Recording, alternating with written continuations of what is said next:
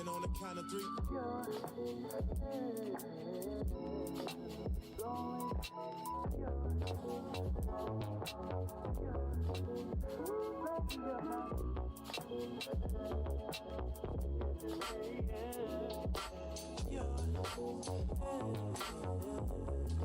It's only one in your dreams.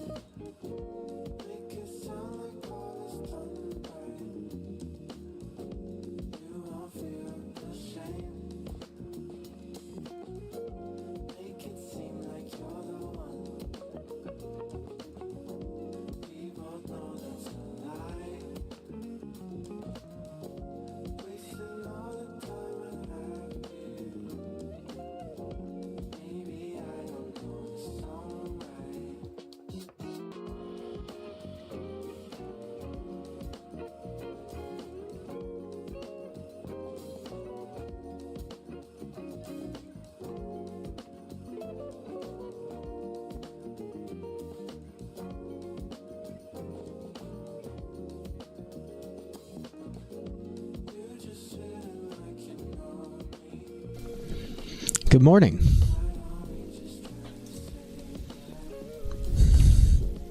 Just getting some notes finished up for today. We are going to try and tackle these, and if we are lucky, we'll tackle this and this.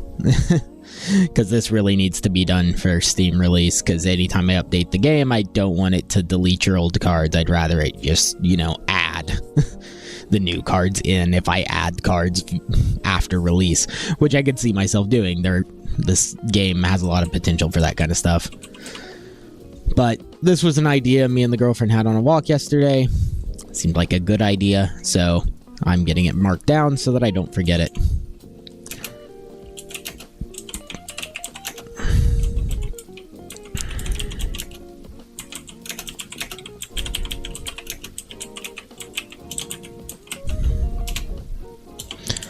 Alright. We're also trying something new with the music. Spotify has this new mix feature, which tries to match songs up by the key they're in, and then properly fade between songs as it goes. I don't know how it'll be, but we'll see. We'll see how it works. Could be interesting. Yeah, so already went through and created this. This may involve us going in. For now, I just want to implement like a simple wave spawning. Like, hey, spawn 10 random units. Defeat the 10 random units. Go to next wave. Defeat 10 random units. Go to next wave. And I don't want that to increase yet. That will all be done formulaically later, but I want to actually sit down and talk that through with my girlfriend because she's really good at that kind of stuff. And I think she could help me create a much better difficulty curve than I'll be able to create on my own. So, that's something I'll be sitting down with her to discuss at some point. Which reminds me, it's like 10, she might be awake. I should probably tell her good morning.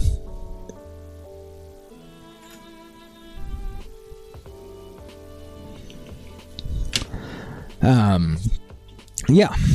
So let's do this.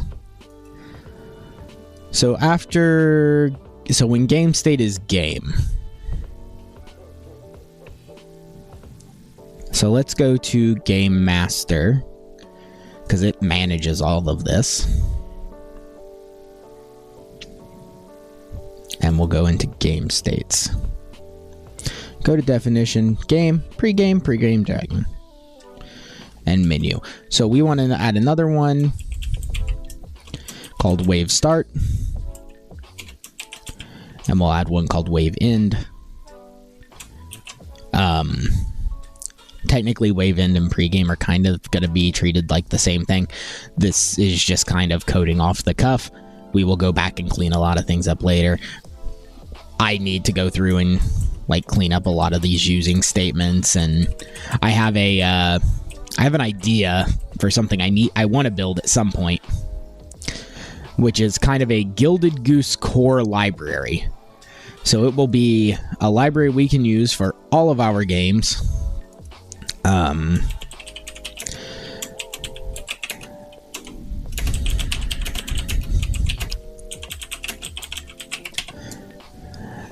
Sorry, adding my GitHub notes.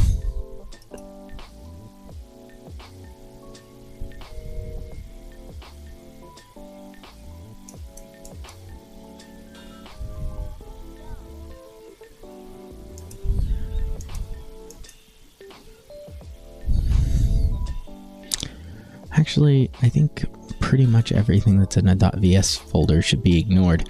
I don't know why these aren't part of the git ignore. They really should be.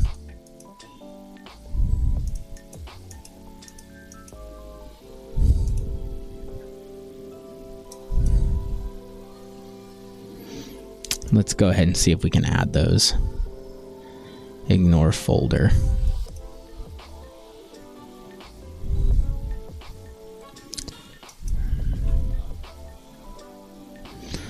Okay, so this is a thing I really fucking hate. We'll go ahead and push and see if it helps. This folder is now in our git ignore, but it still shows here. Why? If I tell it to add folder to ignore /bin, nothing changes. And I'm pretty sure if I close and reopen it, nothing changes either. This has just been an issue from the start with GitHub Desktop. Yeah, very annoying. Very, very annoying. That folder should be ignored. And it's not, which makes me sad. Okay. For now, we'll just uncheck those 9 files that I need to ignore and just not upload them whenever I make changes.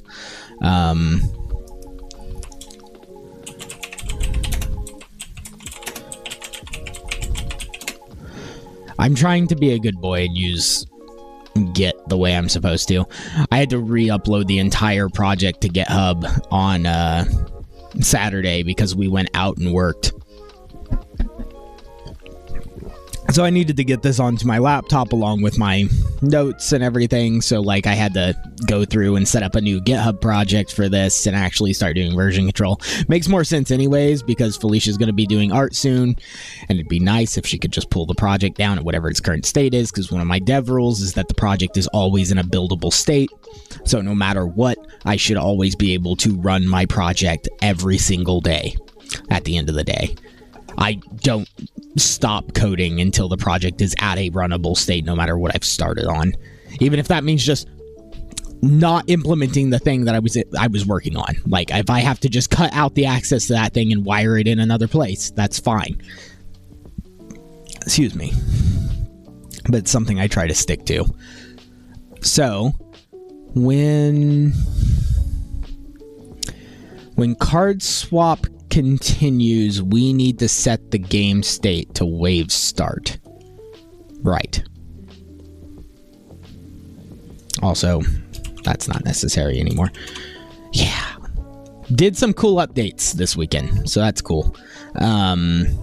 Player.play, hide card swapped, set cards.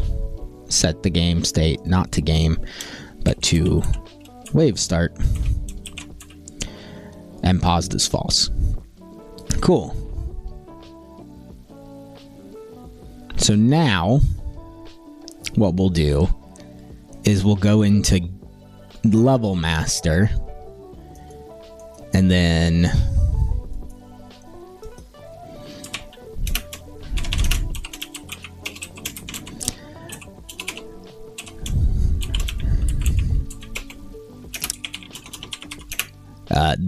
I'm fixing a thing that should have already been done. This should not be the way it is. It shouldn't have been the way it is in the first place.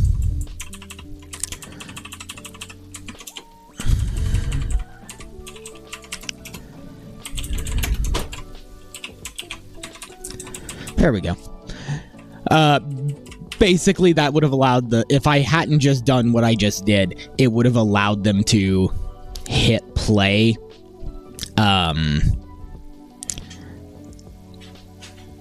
It would have allowed them to hit continue and then immediately pause the game, which we don't want them to be able to do, because that could mess things up. Just solves a problem before the problem occurs. So, card swap sets that.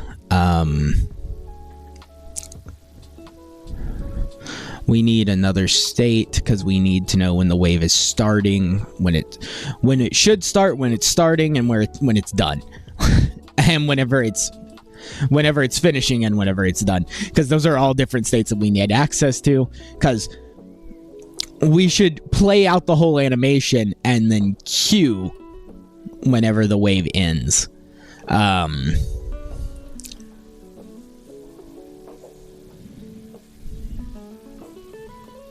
Yeah. Basically, we're creating a switch here for everything. So now we just do if game master dot instance dot game state is equal to game states dot wave start. Then we just need to queue up the animation player to play. We don't have access to that animation player, so we need access to it. So let's create an export variable for the animation player. Yeah, sure. Animation player is a fine name. And it doesn't need to be public, but we'll make it public. Because I capitalized the variable name. Why not? Anyone who's a real programmer out there is screaming about this because you don't do this. There's no reason to do what I just did, but I'm going to. We're going to queue it, and we're going to queue wave start.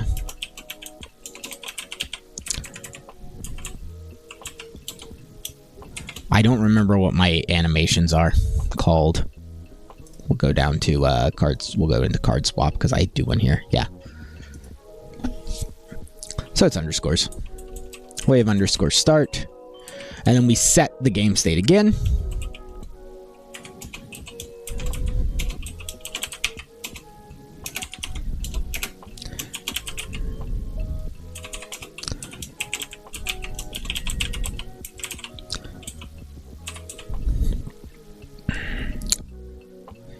Now, I think that I might be able to get away with doing a play and then a queue here.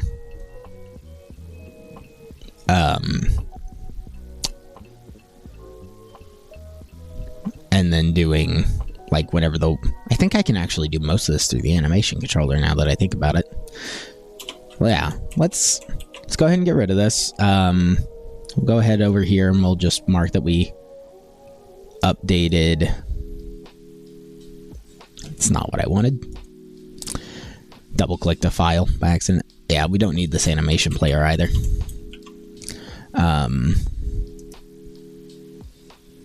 Yep, so we just fixed a bug.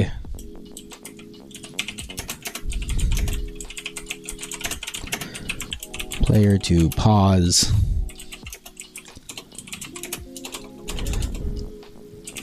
Before the card swap had fully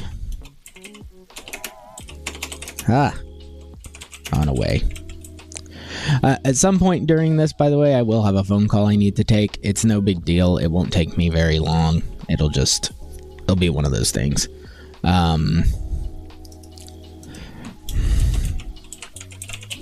Move debug line.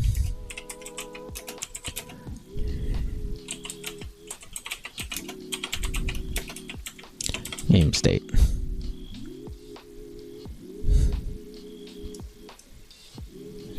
All right.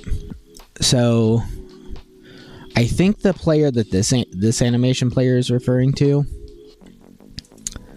is this one, right? Yeah. So here's the hide card swap thing. Right? So we should be able to queue up like a wave start animation no matter what it does. And it could even access multiple components, and that's okay, because this thing can access stuff outside of itself. Like the crypt. Which is one of those things, like, Felicia had this really cool idea, and I like it, so we're probably going to do it, of having the Necromancer walk out of the crypt when the wave starts. And then going off to dig its graves, which I think is a cool idea. I like that. I think it's neat. I think it adds like a bit of character and personality to it. We also have some cool ideas with like some of the spells that'll affect the Necromancer, even though because the Necromancer doesn't have a health bar. The angels are just coming to destroy his crypt. So one of those was like the grave spell. What is that called? Gravequake, this guy. So since this instant digs some graves, it would be, they mentioned it would be kind of cool if like the Necromancer kind of like fell on his butt a little bit whenever that happened. Like a little bit of an oof kind of thing, which I think is kind of cute, and I think that adds some personality. So we're going to do that for sure.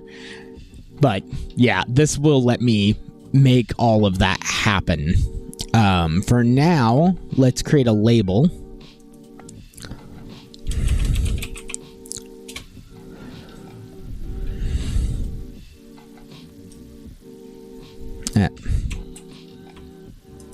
Okay. I would like this label to be in the center. Let's do anchors.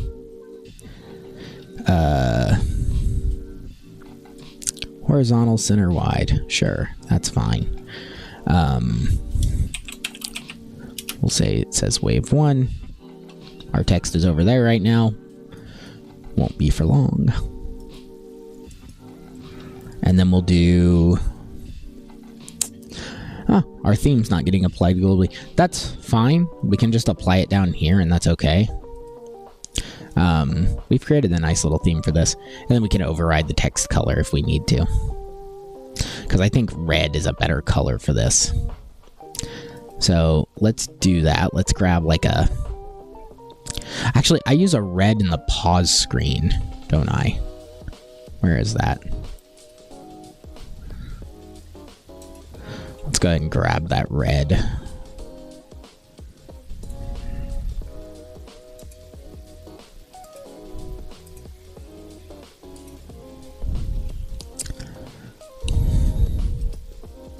Oh, we do a couple of them. That's okay. We'll just grab that one for now. Go back over to the game. If I can find it. I have too many tabs open in Godot right now. And we'll hide this again. Go down here. Grab that. Paste. Alright. Yeah. And then we can do... With our animation player, whenever we tell it to show this, we'll have it kind of move up and fade in a little bit, maybe grow just a bit. The font size is actually really good right now.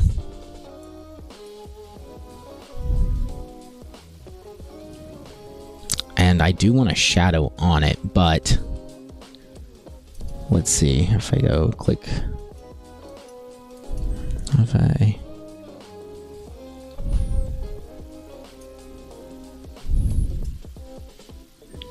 not the one I want. Background color, it's transparent. And then do I go down here for shadow? Yeah, that's not quite what I want. See, the font has the shadow color, but I don't know. Ah, it's right here.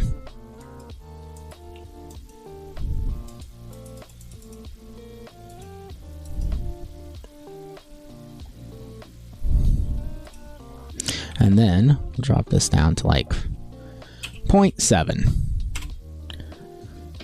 That'll give us some text that we can have pop up on screen, look a little decent.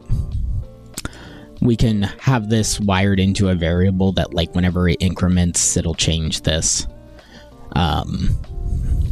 So we'll go ahead and move this up here, change its name to wave text.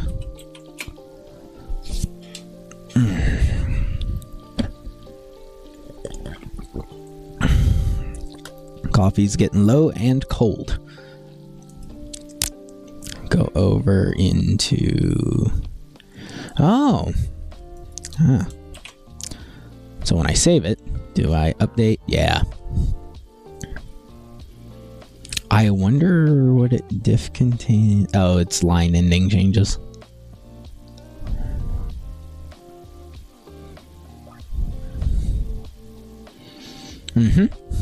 Cool. Added wave text.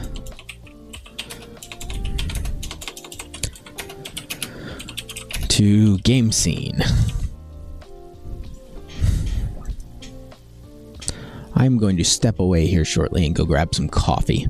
Won't take but like 30 seconds though.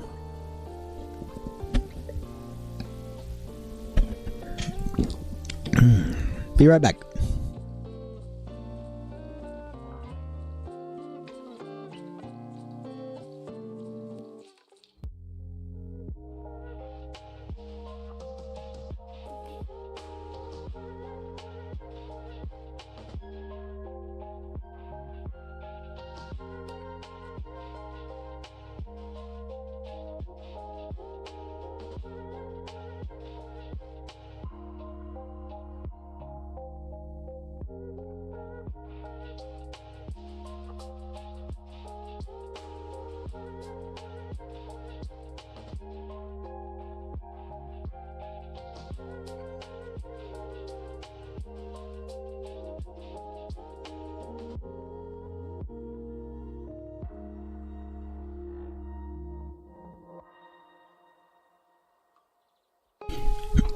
Alrighty.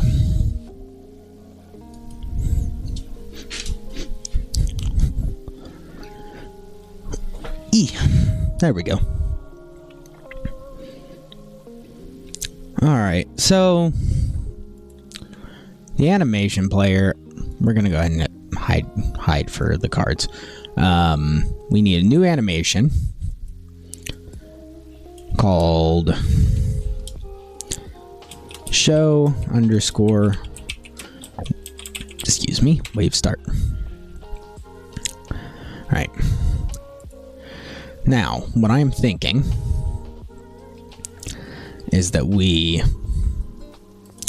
shift its transform down just a bit and we fade it in at the same time. So we'll go ahead and we'll track these for our in positions, right? We'll take like 1 second. This might get shortened. I might shorten this to like a half second. We'll see. But this is kind of what I want for now. Then we need, I think it's under, is it visibility or is it texture? It is visibility. Let me make sure. Yeah. Okay.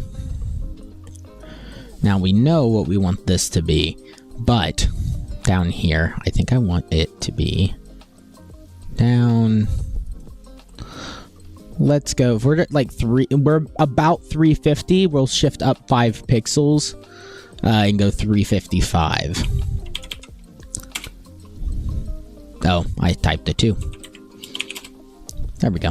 That makes more sense. So then we'll go down here and we'll do self-modulate. Set it to nothing. So it's invisible.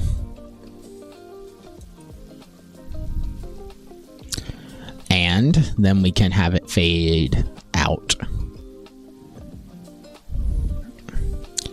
We want this to be up for like a second though, so we should make this like 1.5 seconds. In fact, we can do this all in one go, I think. So we'll do 1.5 seconds, we'll add 1 to it, so that's 2.5. So then at about 1.5 seconds where it should start changing. And what we want to do is the inverse.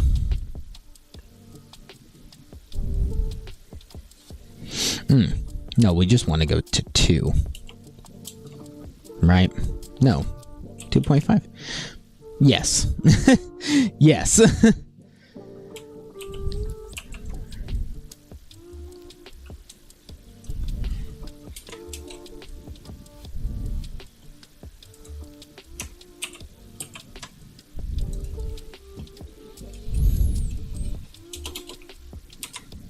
Yes. And then that will put us at 1.5. Then we can go to 2.5, which is 1 second later. And fade back out, right? Yeah. I do like this feature of Godot where it like jumps it. So now we should have fades in, stays, and fades out. Cool, and that looks nice. That looks okay. So that gives us our wave start text. I kind of like that. We could do something fancy with a shader at some point if we wanted. Like we could make it look like blood just dripping and make it fall away. Kind of like the Doom dissolve effect. Like if we pull up... Hey, there's our Instagram if anyone's interested. YouTube. Doom 1993 start screen. Yeah, you can see it there. That like dissolve kind of thing you just saw is kind of cool. We could do something like that with the text where it like falls down off screen. That could be neat if we wanted to. I think what we would do is we'd shift all the pixels and then start moving it all down. I don't think it'd be too hard to really code that either. I think that's a pretty simple shader. But keeping that open because I need to remember I need to post on here more. Our videos do like okay numbers, but like I need to post more.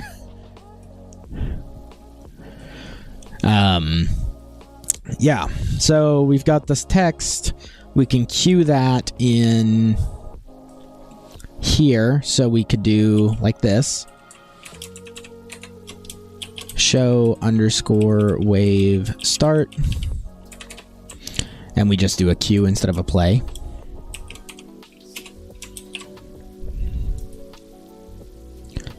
And then I think in utilities we can do this.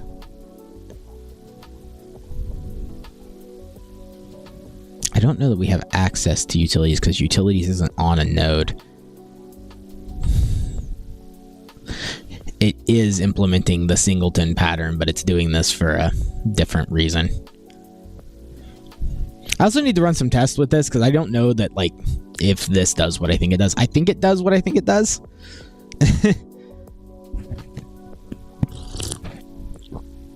But yeah, that's going to be a thing I need to look at. Many things to look at. Namely, like I have like 55 comments on a script that I need to go and read and then redo the script of. Because the person reviewing the script is a much better writer than me, and I trust their judgment more than my own. So, got this. That's fine. We can set it to wave start.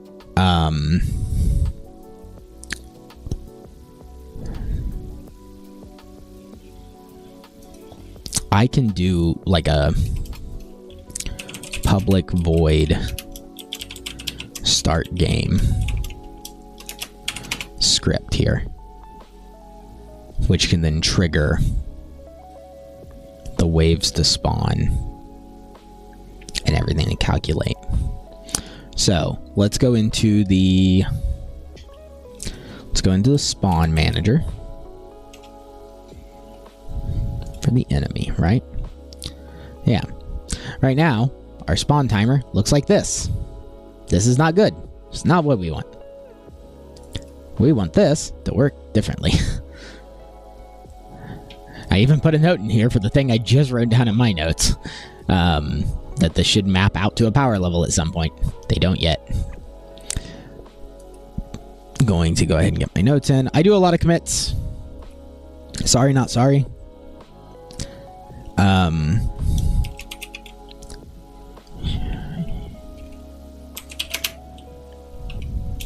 Queued? Is it that?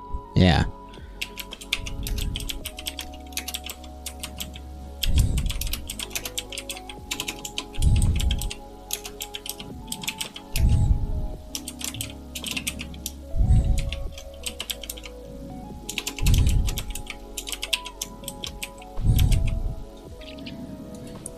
This is mostly a benefit to me so that, like, whenever I go back, it's easier for me to figure out, well, okay, what did I do on this day? My notes are a nice start because I do check things off, but there is a lot of stuff that, like, I do that doesn't make this list.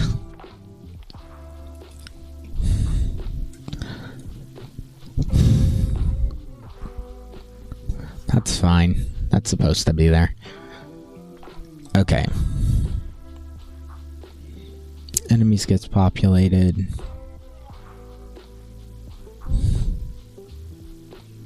Okay. I guess we do like a public void populate spawn list.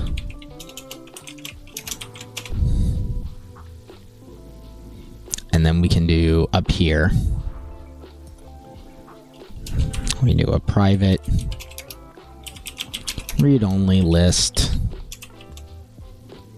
of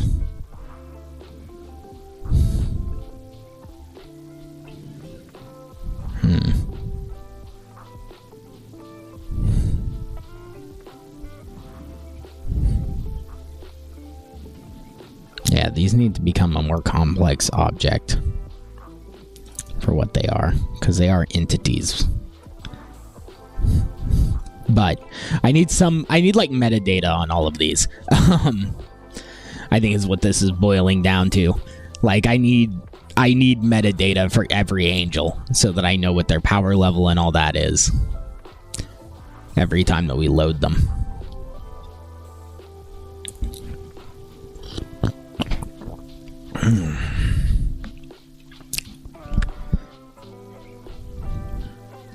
I think we can do... For now, we'll just go with, like, spawning them. And we'll populate a spawn list.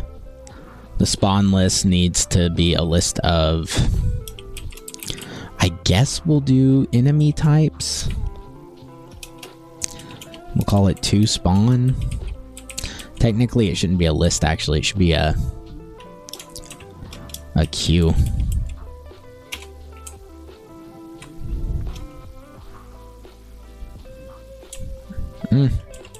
Or a stack.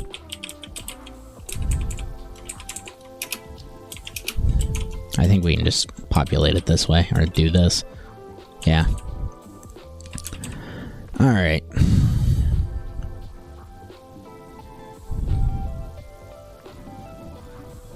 For now, we're just going to do an integer, and we'll do a random selection of one of the enemy types from the enemies list.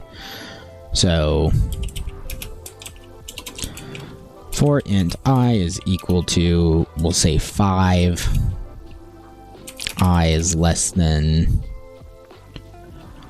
or sorry, this is where we put 5. I plus plus. Then we do toSpawn dot, yeah, this uses push and pop. That's nice. Push utilities dot instance dot random dot next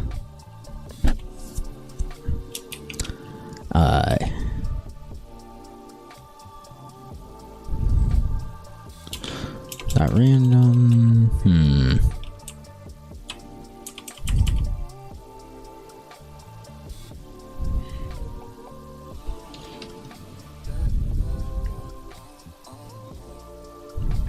what's the comment? Like. Ah.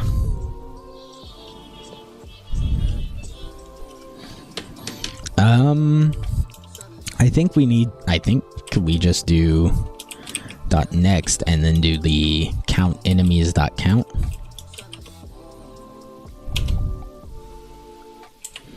Alright, and then I think we can access by index on these. Like enemies dot values.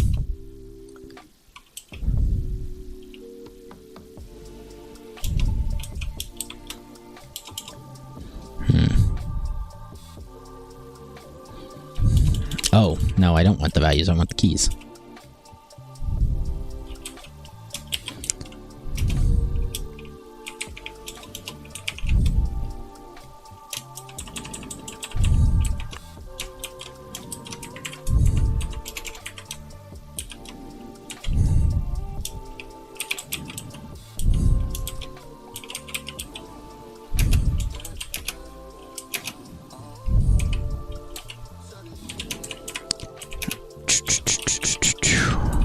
This. Excuse me.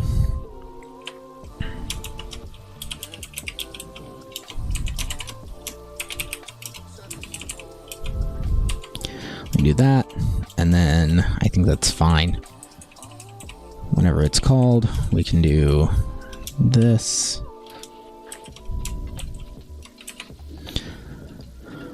Uncomment those, that way they all get added. And then, oh, actually, they were already added. We just want to call spawn enemy toSpawn dot pop.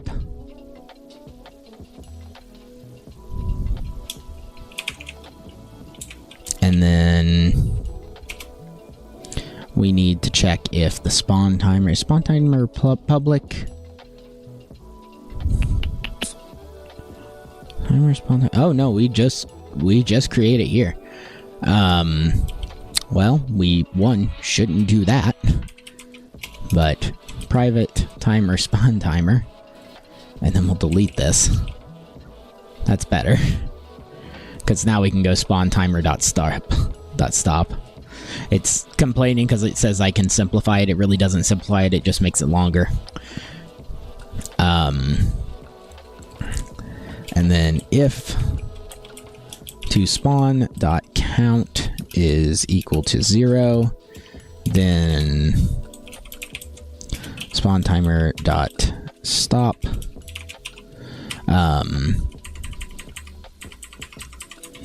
We are going to remove that line, and then down here we'll do spawn timer dot start.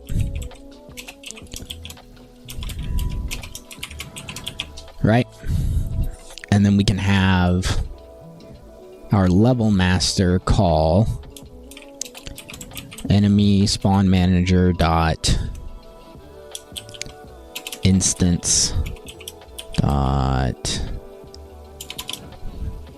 populate enemy spawn list. That'll start the enemy spawning. And then we just need to set the game state. game master dot instance dot game state is equal to game states dot game. Right? So that should start everything up. Should kick off the enemy spawning. We should get them, and then it stops. And then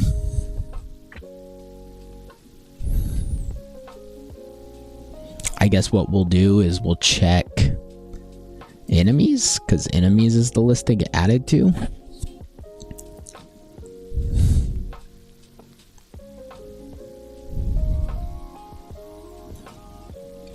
This basically stops us from over spawning.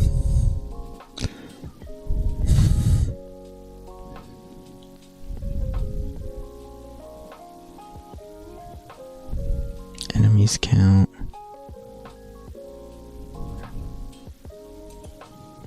Wait, hold on. I have a list called enemies and a dictionary called enemies. That's bad design. That's fine though. We'll just use the has enemies function. So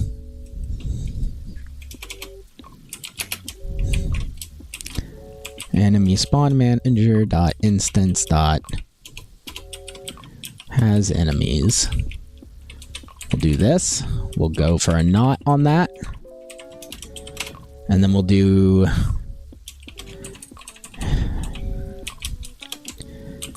game master dot instance dot game stakes equals wave end.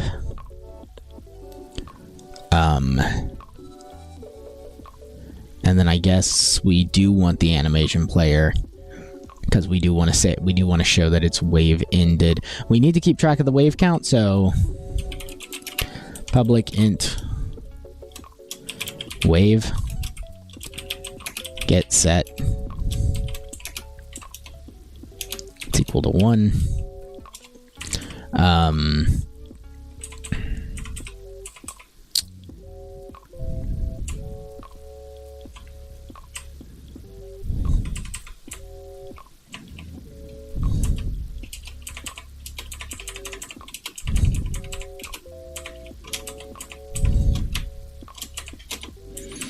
We're going to actually do this a little differently. Private int wave is equal to 1, and then we'll do get will return wave set. It's going to be a little different. It's going to be wave equal value, but then we're going to do update. We could do this through an event, but we're just going to do update wave text. And we're going to create that, so it's just going to be a private void update wave text.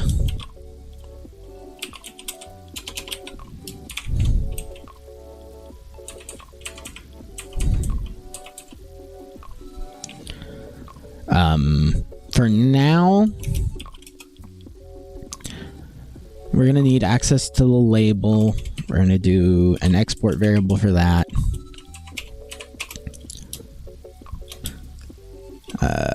Public label wave text hit set, and then we'll just do down here wave text dot text is equal to wave. Put a $sign there, makes it easy, and we'll do wave. Wave. Nice and simple.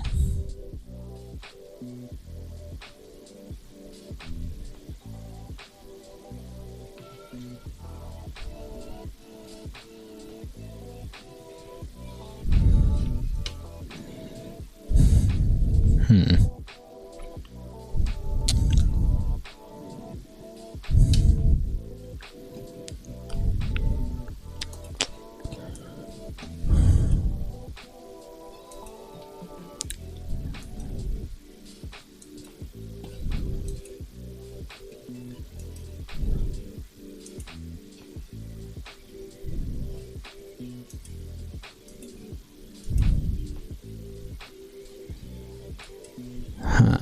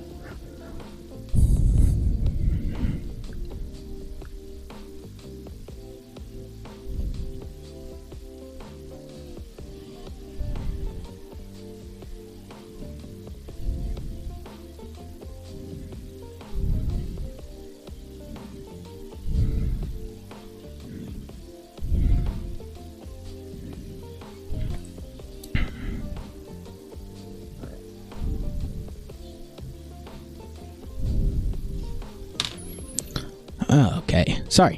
What was I doing? Wave text updated, good. Game, and then down here, wave end, and then we should update the wave. We'll do it on the public variable. And then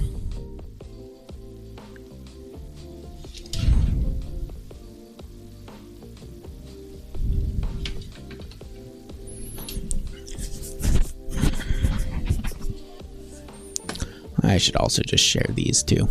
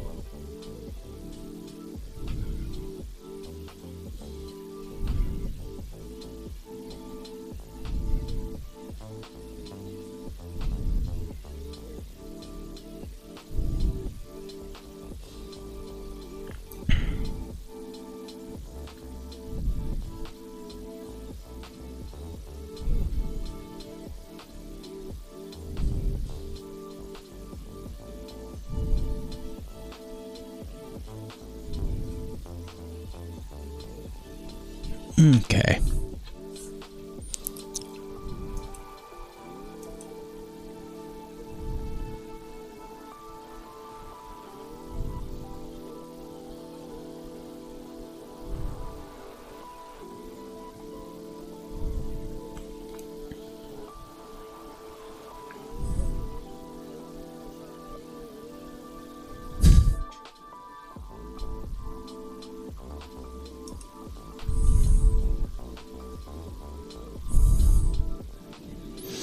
Okay, so wave plus, wave ended.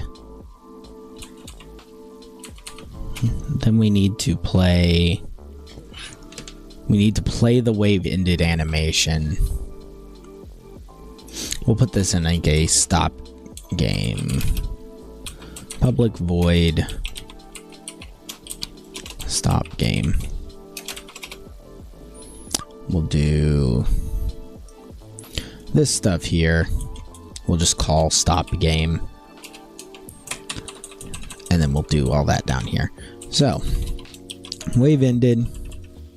Then we need... Do I have in card swap a way to just show card swap? There's ready.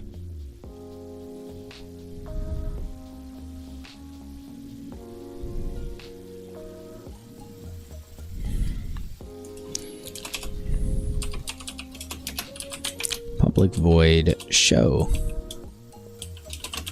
card swap.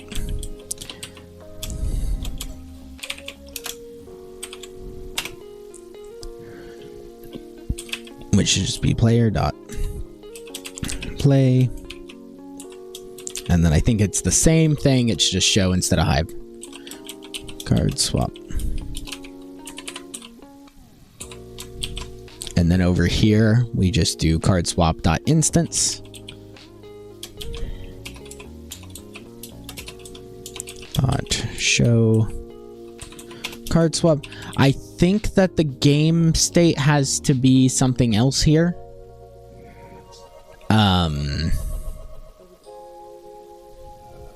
But that's okay.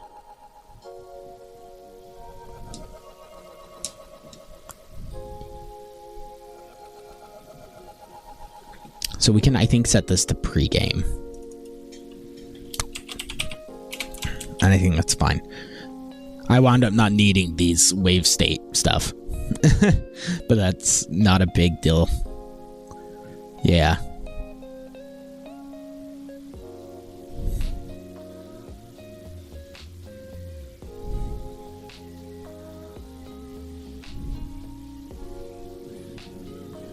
Yeah, because this will set it up correctly. I guess technically I did need the wave start stuff. Yeah. Yeah, because that'll prevent the bug. So we'll get rid of this. We don't need it. I don't think we actually need this one either, but we might for something else. So we're good. Game over still does nothing. It should do something. We really should fix that. Like have it load a game over screen. That'd make some sense.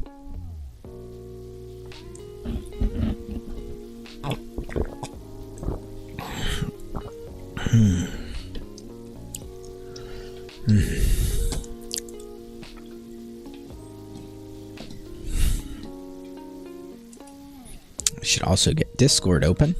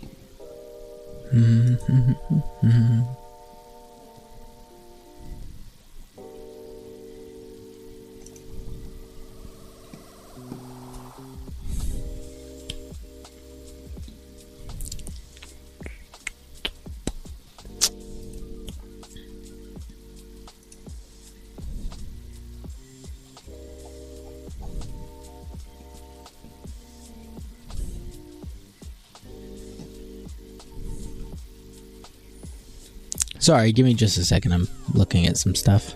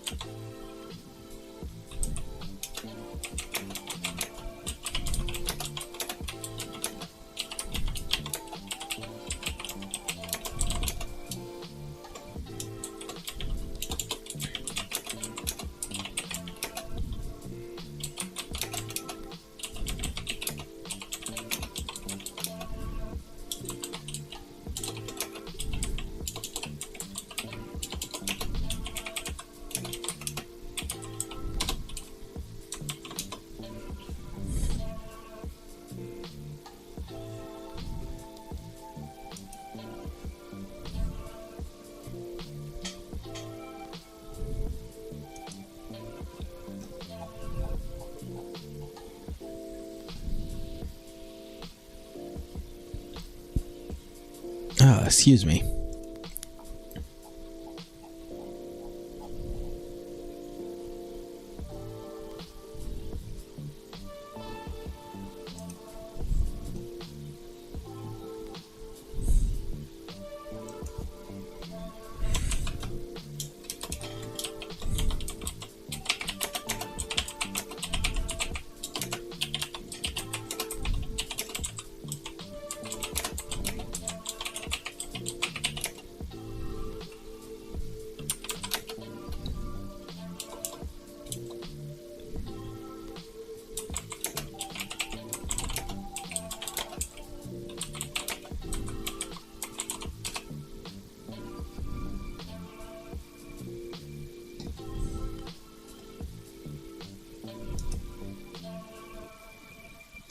All right.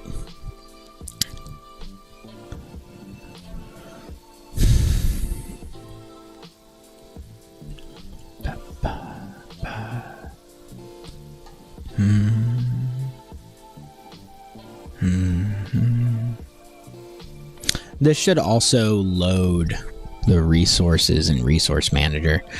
So let me open that. Resource Manager. Yeah, you.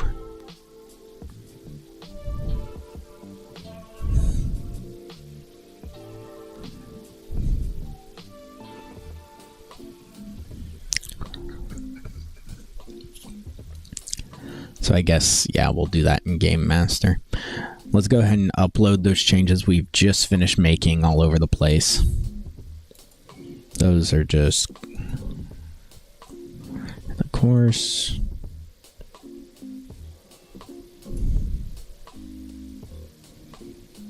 Okay. Implemented waves.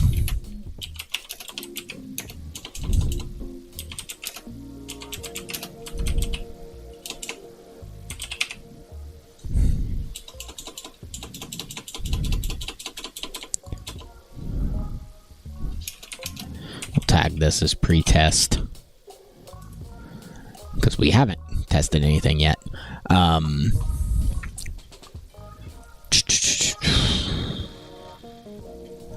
Yeah, we should probably be loading the Ichor and saving it between waves too, and after the card swap thing is hidden. There's a few times that we should actually probably do this. So, we're in Game Master, yes. Let's go utilities.instance.load, and then we'll pass in pads.data, and what the hell's... Is it impads? Angel's card... Summons card, angel data. Okay, maybe I didn't store that one. Nope, that's right. It's down here. And resource manager instance. I'm kind of curious because I think this file exists. Yeah. If I pull open the actual gameplay files here and go back to here, data. Ah, so we don't have it. Cool. What does this do if the file does not exist? Oh, it just tries to load it anyways? That's not okay. That's okay. We need to add this check to both of these guys, actually. I guess technically this is doing this. It's just that this is creating a single reader and then just using it for each loadable object. Why am I doing that? That doesn't make sense.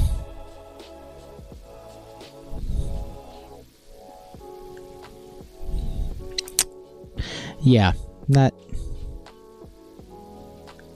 does not make sense. This should be like a for int I and then passing in the index of both of these.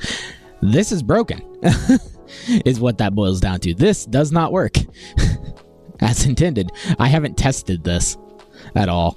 I'm a dumbass. But that works to our advantage because I can just do this. I can add it right here. That's good enough. If file dot exist file, it's actually more of this structure. Dir file.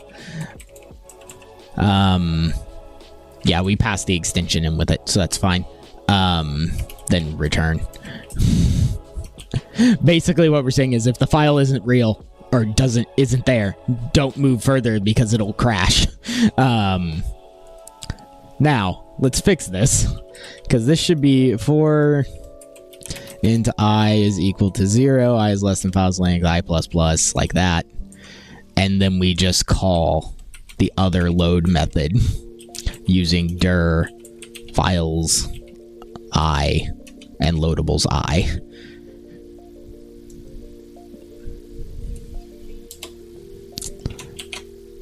That's correct. That means it's fucked here too. Easy fix. Easy fix. We just go from for each to 4.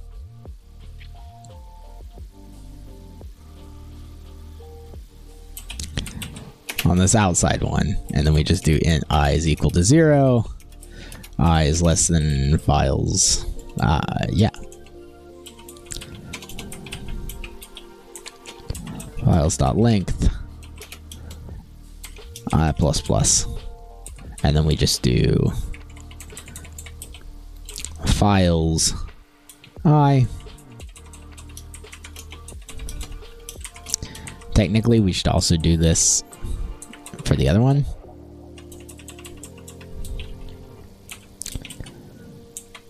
Like, we could just pass these in. Actually, now that I'm looking at this, there's no reason not to. Yeah. We should just do that.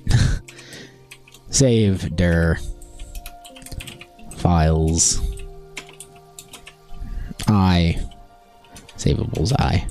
Just like that. That's easier. It's a lot simpler. This is the part of the other game that I'm dreading. The other game is going to have... The card game we're working on just has so much in way of like binary reads and writes, because I'm building tooling. I'm building a bunch of tooling for everyone else involved with the project to be able to make cards, make classes, build out data for the game. So it's very data-driven design compared to this, where I'm just kind of coding it all from scratch. I'm building up systems that then get loaded in by other things. So it's a lot more complex, but it's a lot like this.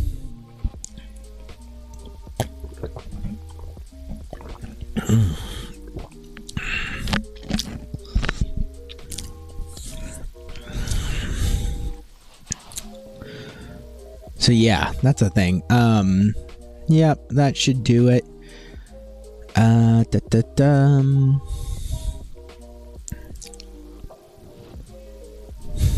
Resources should default to 0 because we're gonna set it with the load, so we can just default it out to like 0, or the Ichor, not resources in general. Oh, it does. That's good. That's good because that means whenever card swap continue runs, I can run the utilities dot. I can do resource manager dot instance dot save. But it makes more sense to do utilities dot instance dot. I should make a files should make a static files class that contains all these constants, because I'm now realizing I'm typing resources and cards all over the place, and that's a very, very bad thing to be doing, because I can get myself into a mess where I'm needing to pass these along. So let's go ahead. Just now that we're thinking about it, where the hell is paths? I think paths is a part of the root, right? Yeah, it is. Okay, so I can just do it as part of the root then. Excuse me.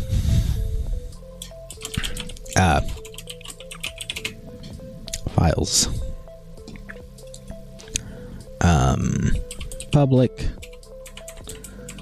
Public class files. Since this has to do with saving and loading, let's actually make this internal.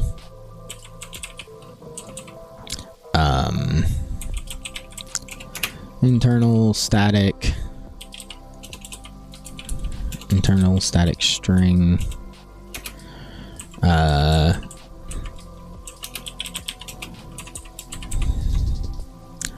And then I don't think you can do a static const string. I don't think that this will work. I think I have to.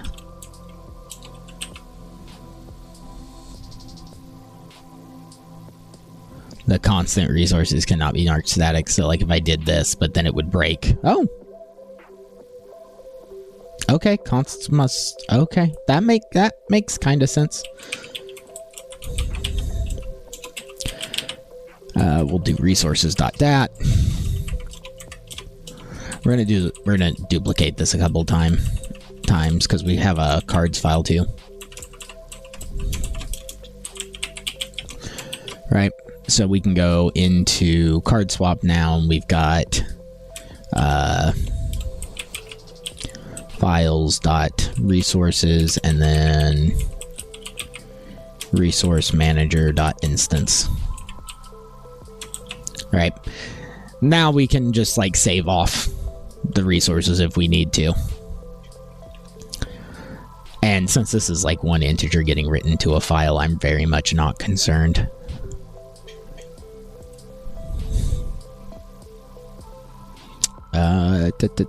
Should go in here and do the same thing.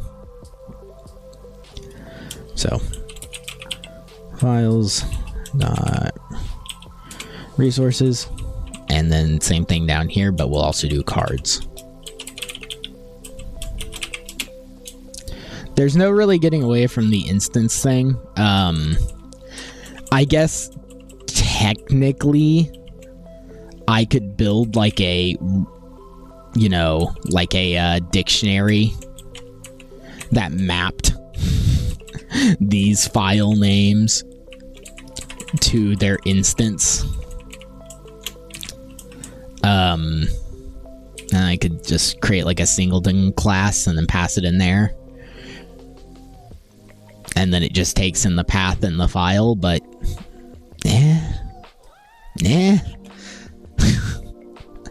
technically there's no reason not to do it either though, so I don't know. I guess technically it'll just be part of files. Like I'd create an internal, I do this internal static read only dictionary of type string to, they don't have a name, but it'd be like iSingleton. And we'd call it a map, set it equal to this, and then we do like a for now we'll just do int.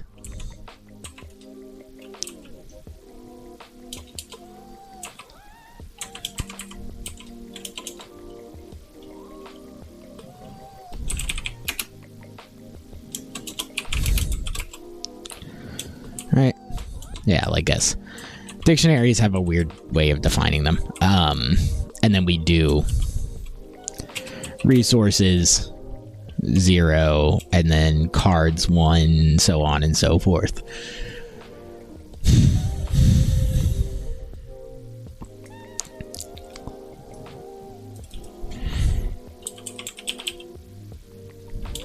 Class is technically not okay though, so we'd have to do something like iSavable.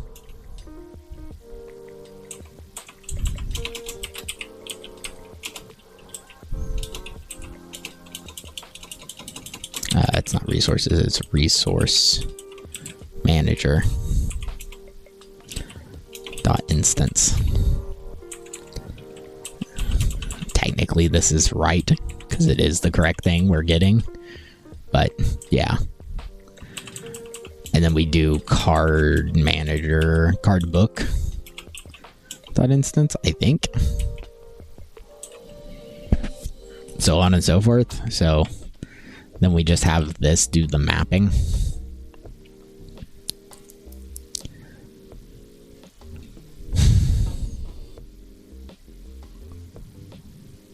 So there'd be like another layer here. But I don't think we're going to do that.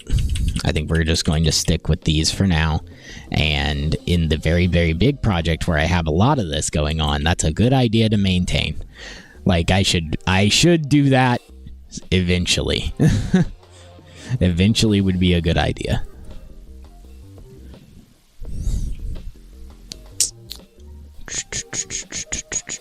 Pulling you. Going.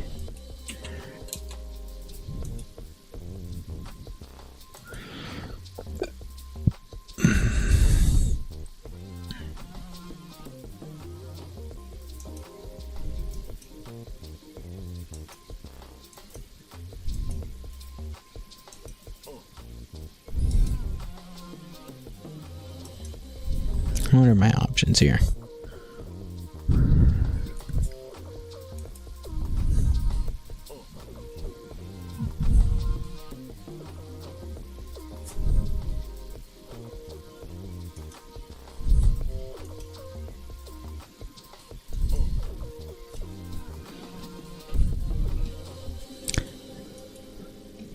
Oh, I should consider streaming this on Twitter. It's not a bad idea. It's just that I don't really like Twitter. So we're good on that. I think now we should save and load correctly for our utilities. Because then, like, if there's nothing in the resource manager, we'll just load in a 0. I should set it up so we can see the text for it. And then we could subscribe to this resources updated thing, and it will update the text for us. Not doing that at this exact moment. Gonna go in here and save. We need to go up here. We need to hit Alt B and build our project because we need to like drop in that wave text so we can access it.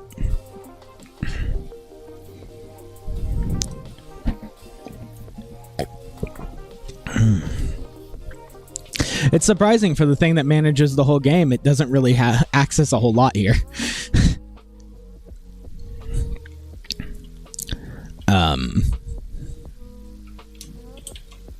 But yeah, so that's good. Let's go ahead and run these in.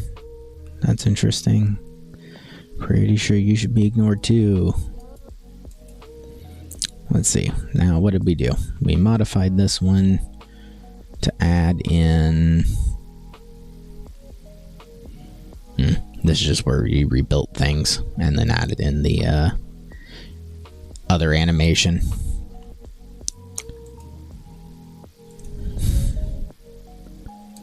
We're going to ignore those two for a minute. We'll ignore this one. We'll ignore this one. And we'll keep this, because this doesn't change, doesn't matter to the other things. So, added wave text and wave text show animation. Guess I'll full screen this. This one we updated.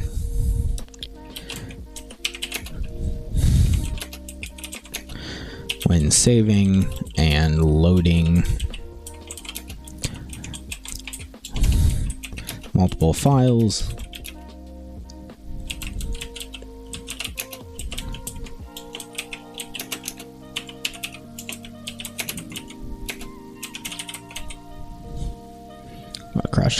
Caused a crash or an error, and then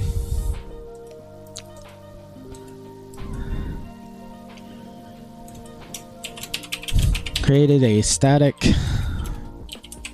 files class. We created a static files class to better organize our dat files. That'll basically just prevent me from making mistakes later, is kind of what it boils down to.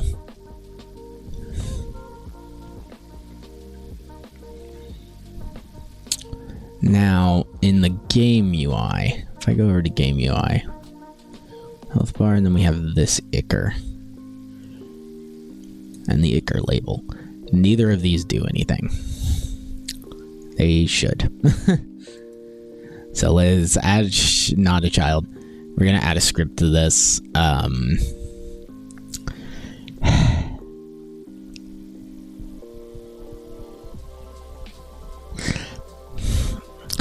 You know, I don't care too much about this script because I'm going to use this on multiple labels, so this will actually be like reusable.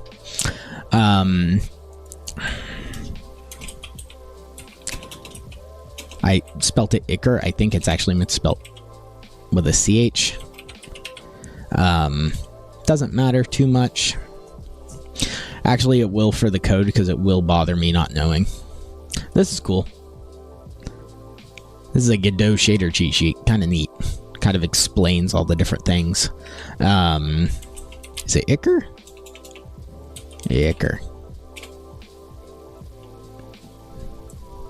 Yeah.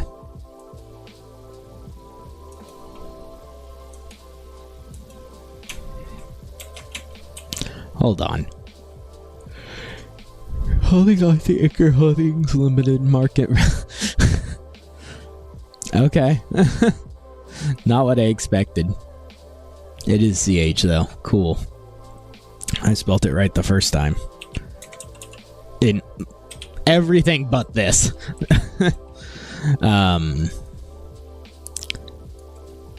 Icker text. It's not going in prefab UI, it's going in scripts UI.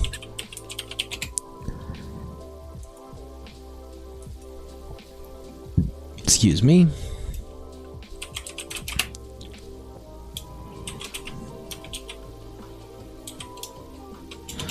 public override underscore ready. We can call base.ready. It doesn't really matter, but we're going to do, is it text? Yes.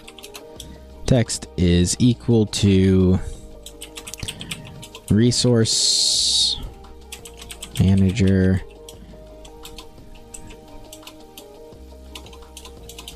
I've got to hit enter on that because if I don't,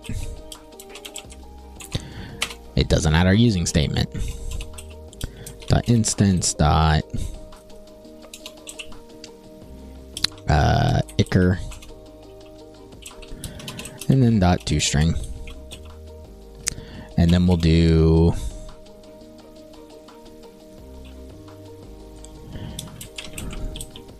I think it's resource manager dot instance dot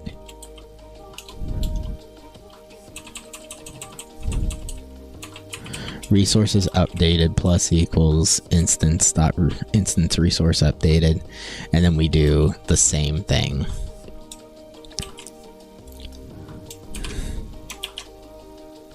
Right, and actually it's even easier because we can just do E because it passes in the value. Yeah. Okay, cool. So now we've got the ichor text and all that's good. I think we have, if I open up my notes, I think we have done this. I think this is done. And I think this is done, which is cool.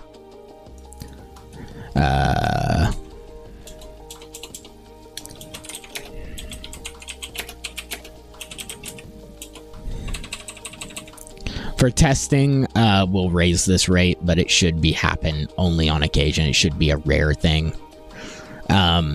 We also, at the end of waves, should increase the amount of ichor you got by a set amount.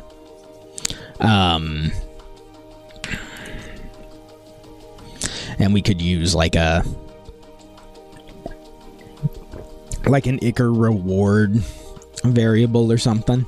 Could be cool.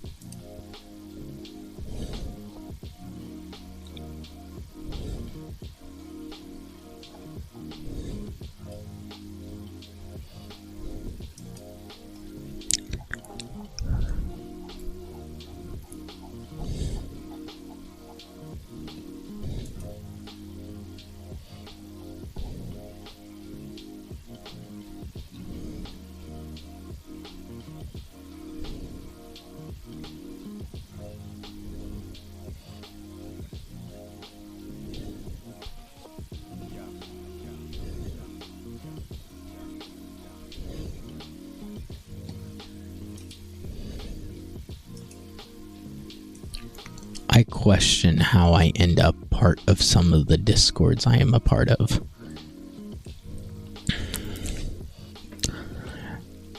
But I think this is done. I think that's done.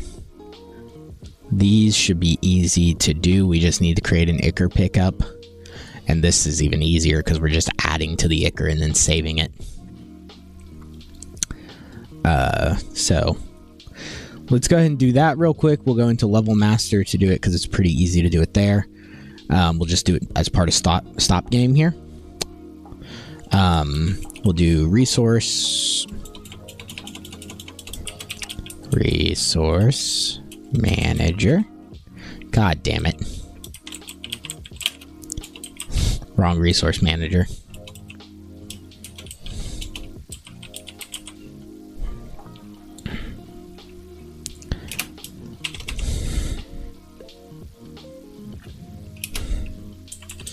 The resource manager, I think, should also be responsible for the ichor reward. which should not be saved because it should reset at the start of a wave. We'll go up here and we'll get rid of this and say tap necromancer.scripts.managers. And then we'll add an Icar award.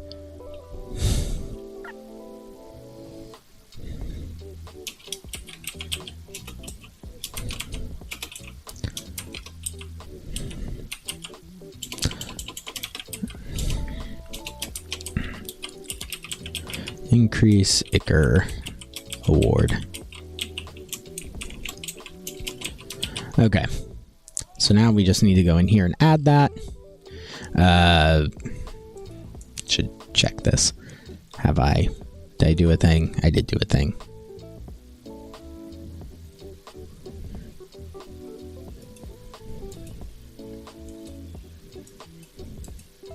Yes, all of that's fine.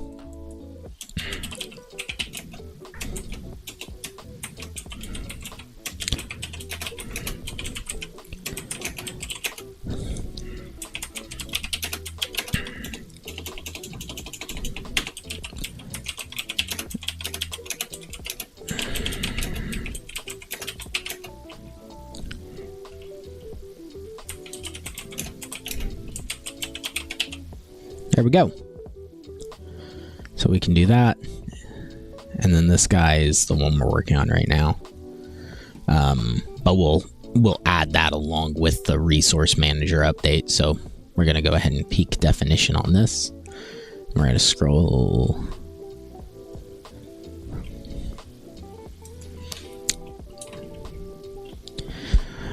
One moment.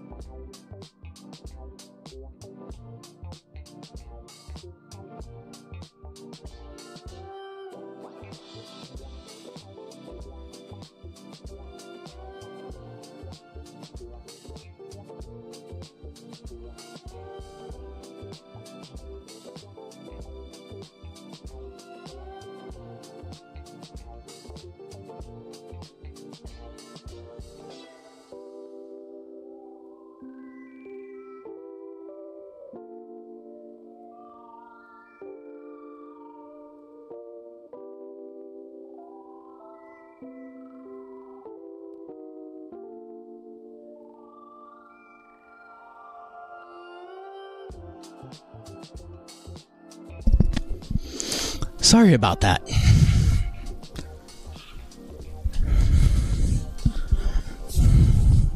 Call for a front-end job up north. Where were we? That's right. We need to get the Icar Award.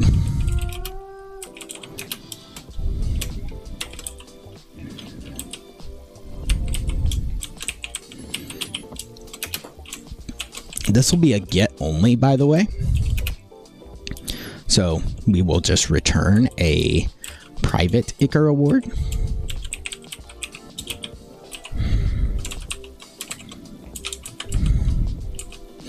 And then we will we'll have up here. We'll make our first award 100, and then we'll update it by like an increment amount every time. So let's go down here. We'll create a public void. I like keeping my save and load stuff at the bottom. CREASE.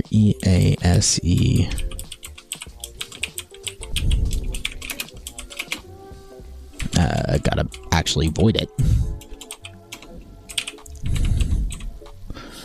All right, so we can do that, and then we'll do private Icar Award. We'll say plus equals. We'll say 50. We'll say 50. All right.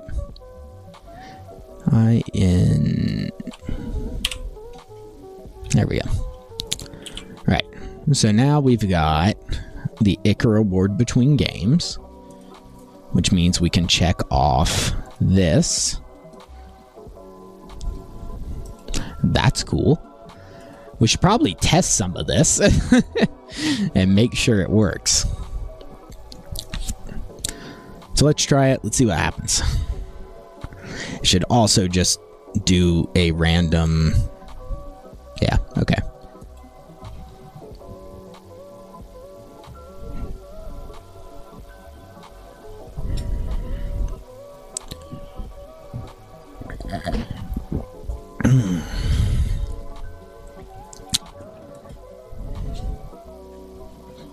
Well, that's not right.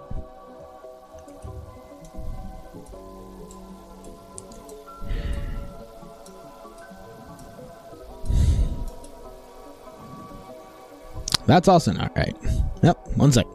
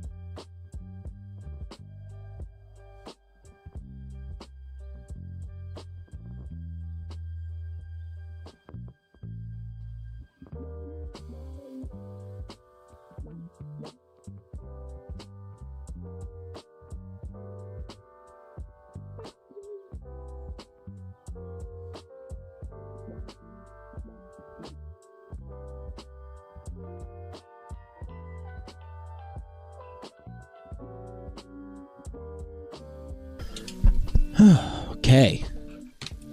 Sorry again. Gotta... Let's see. What's our error? Show card swap. Animation wasn't found. What? hold on.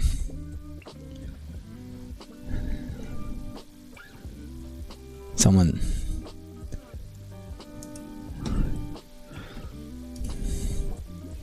hide _ card swap. Oh, it wasn't show. It's just I just have a hide animation. I never created a show card swap. That makes sense. Let's go ahead and create that. It's very easy. We can just do, we can go to 1. We click card swap. We set its position. We do not create a rest track. We already have a rest track. Then we go 0. And we set our starting position, which is going to be 720. Okay. That should fix that error. That would explain why everything was like just increasing monumentally as everything went. Alright, let's try now. Well, it's never getting out of this loop. I don't know why it's looping yet either. So let's see.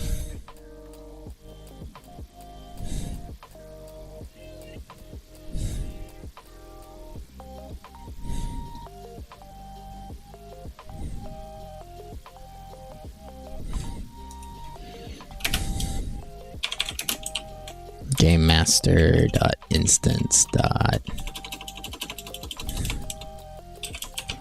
Game state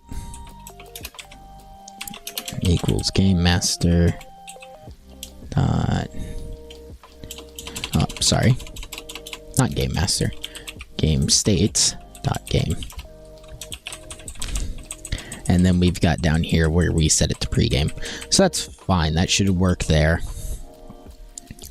That means we won't get Icar initially, which is good.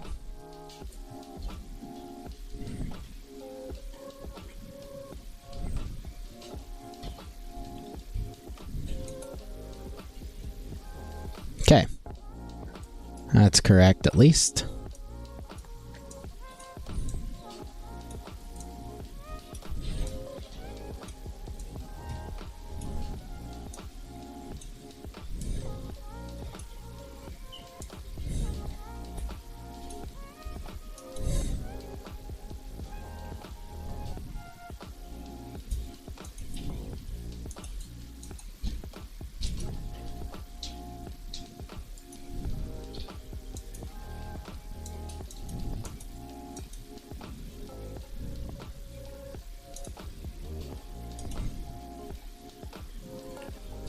Well, we're not having enemies spawn. So why? Ah, we never actually call start game in the animation. Also, wave text should initially be turned off. Animation player. Show wave start. We're going to add a track called a call method track. It's going to be called from level master. And we'll add the function like here-ish to start the game.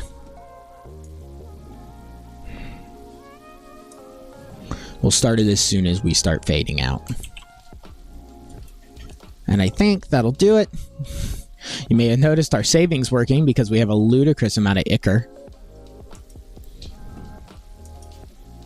Okay, well, that's not... Oh. We're set to 2D, not input. Okay, good. Okay, I would love it if you, like, actually would go in.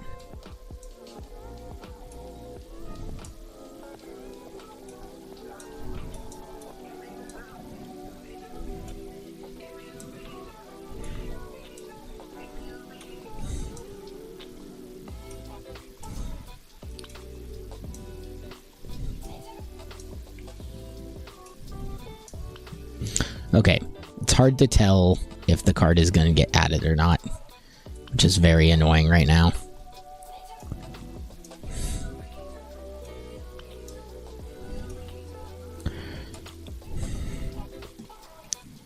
That's okay, though. Why did that...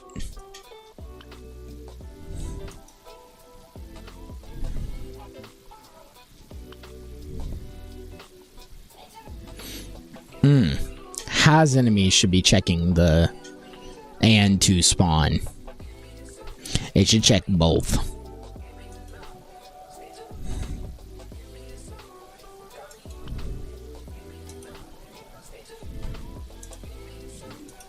Yeah, so down here, this shouldn't just be enemies count. It should be and to spawn dot count. It's greater than 0.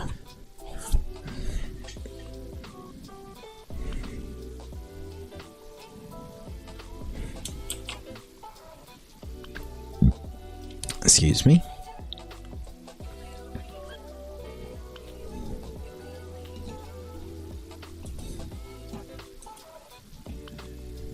I think basically what happened there was we immediately won the match because no enemies got added.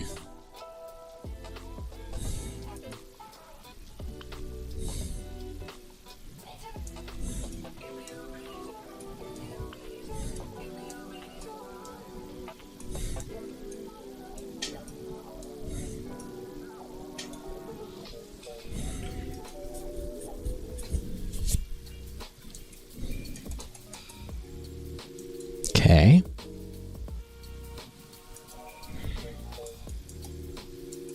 Why?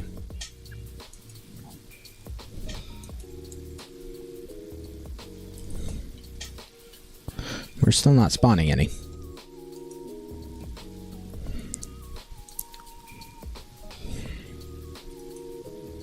Start game. In Level Master.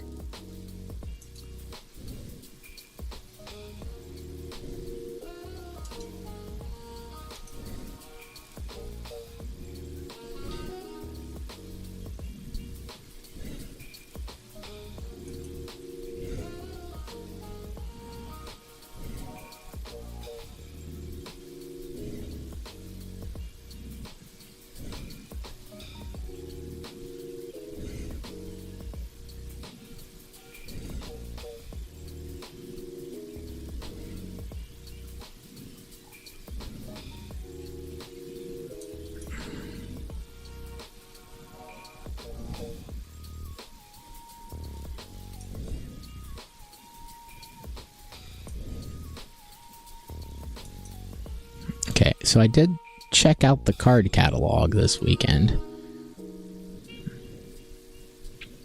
But I'm fairly certain these guys are fine.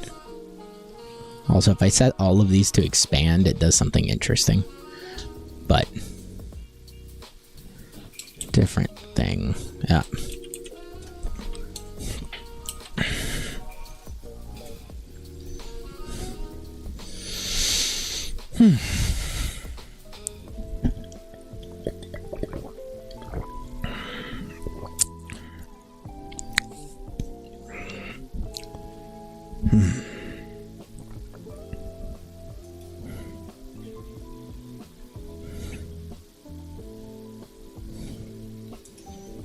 Let's make sure that these are actually being clicked.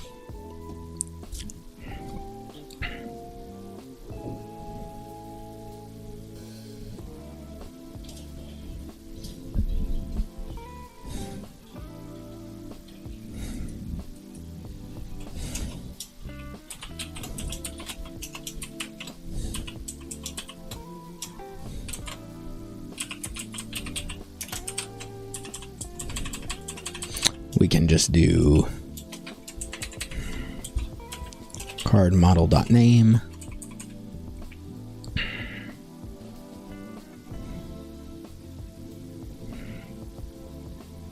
And that should all be fine.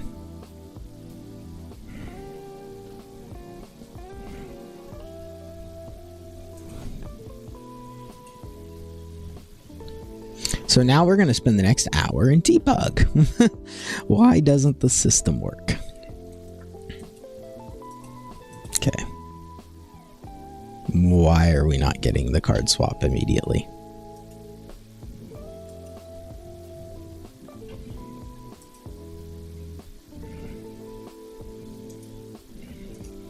Did its fucking rest track get reset?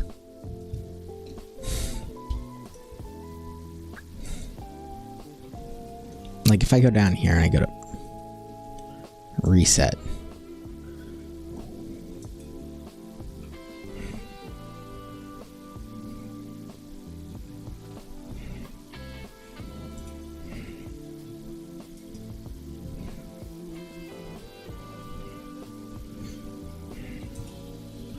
Show card, show wave start.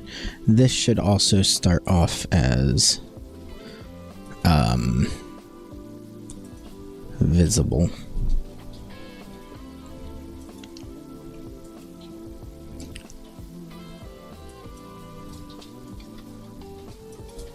And then we'll never reset it again, because we don't have to worry about it after this. Let's see if that makes... I don't know what the hell's happening there. That's just weird. I think that has a matter to do with... Yeah, it does. Okay.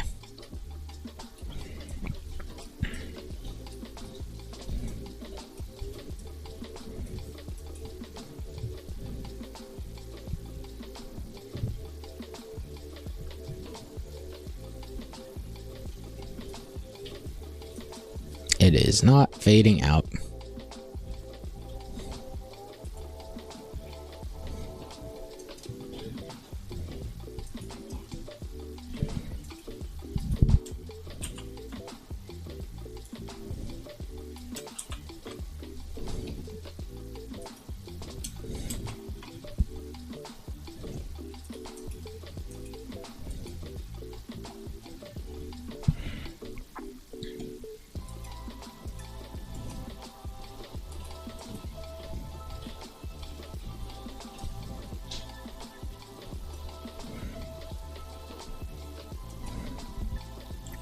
So if we call start game,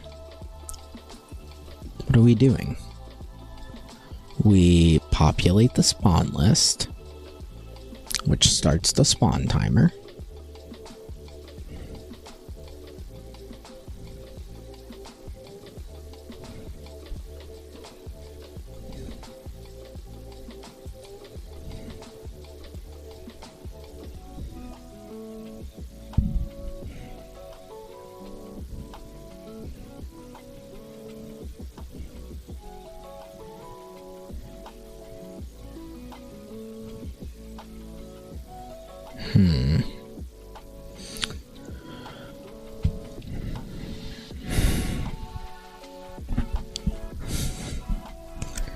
The nice thing is we've kind of made this simple because we've got this whole like enemy route system here for melee enemies and timed enemies, which I think all inherit from like enemy or entity. They might inherit from entity.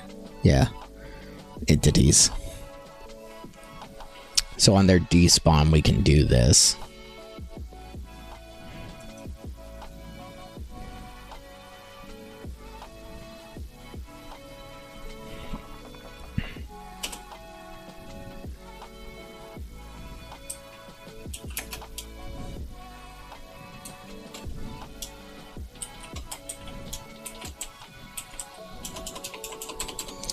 We'll do this. So if enemy spawner dot instance dot has enemies, and then we're checking that that's false, we don't have any enemies, then we'll do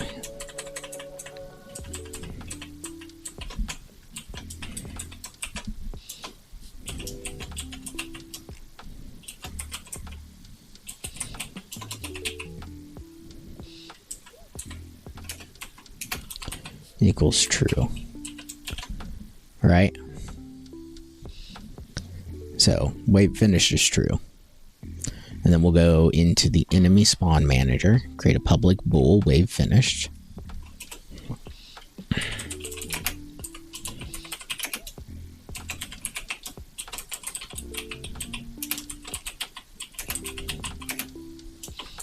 It's going to be equal to false. do... We're gonna go into level master, and instead of doing this,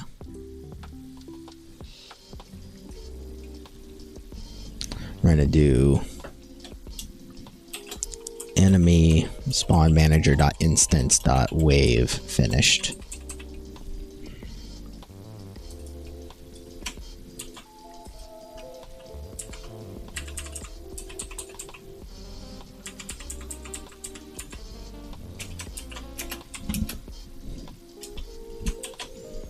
And the first thing we do is set it to false.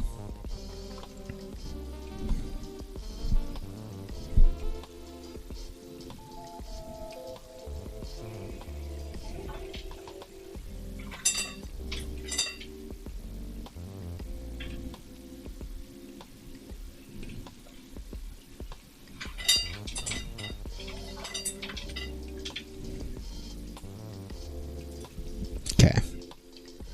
Now let's see what happens.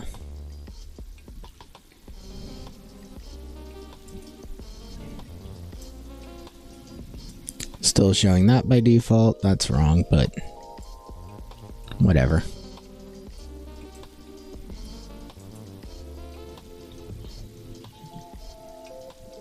Okay. Ah, we got an angel. And we can spawn. Cool.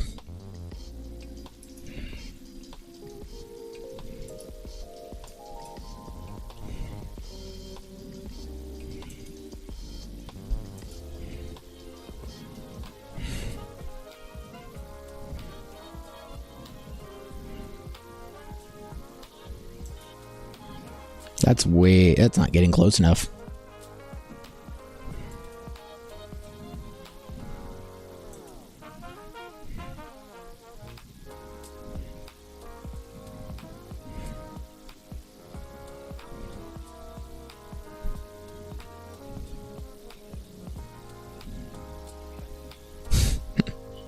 Thanks. I need to make... That's going up by 25 every so often, and it shouldn't be.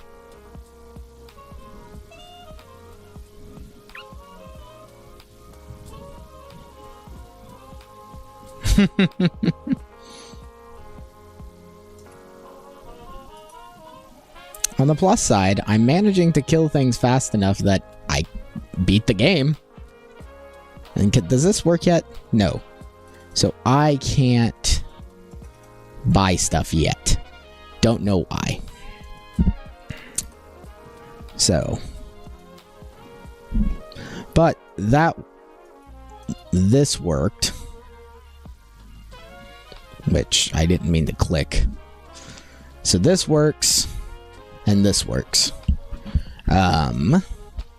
This does not work. There's a bug here. Because it's doing it more frequently than just the wave ending. So that's something I've got to fix.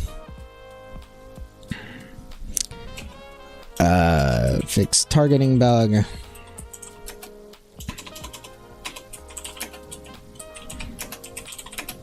think that was the Dominions.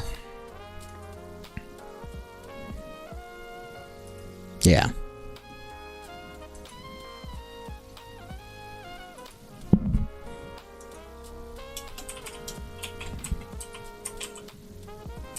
I guess I've not named any of the angels yet. Fix targeting bug with Dominions.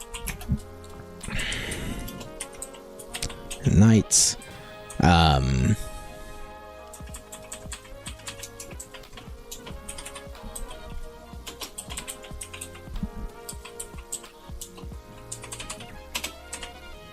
Okay.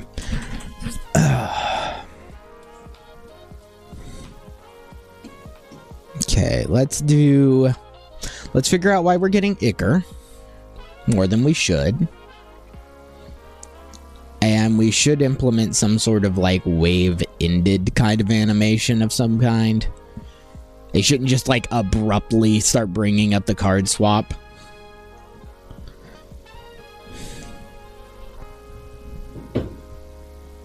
So, let's see. So when stop game runs, we add to Icar. Go in here. How many times is Icar referenced? Icar's referenced a few times. Write Icar. Icar equals that. Text equals that. Yeah.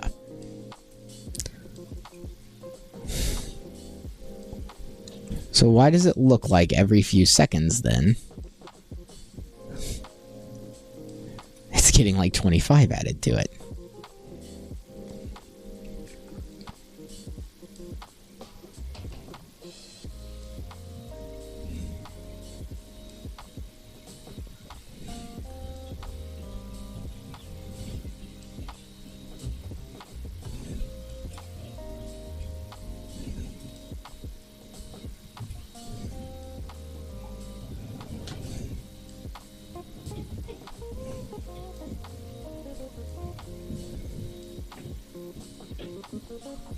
Is there something weird in Enemy Spawn Manager?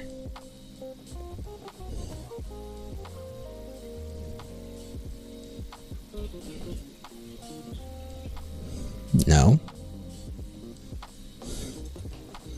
And there was no errors in the debugger.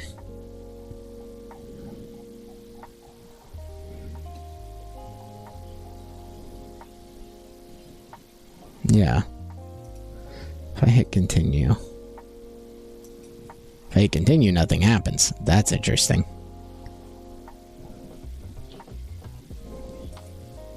So let's check that out. When we load, we do... Ooh, the game's not paused right now. That's the issue. The game needs to be paused when we show card swap. So whenever we play show card swap, we should also get tree dot paused, and then we should set this to true.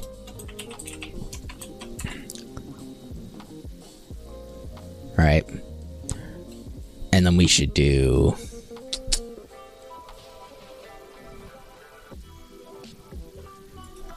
Should go in here too and say...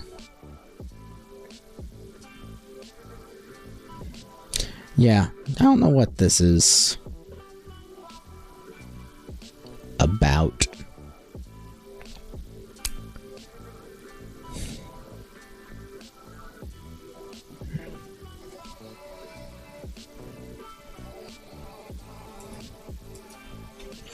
So let's do that. Let's gd.print card bot. We'll give the name of the card, which has to be done through metadata. We'll do metadata.cardModel.name, and then we'll do metadata.owned down here.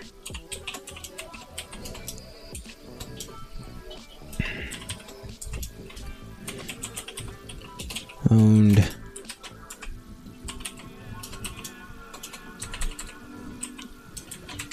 So now we can see if it's owned or not. So it should be owned now, which means the chain should turn invisible. But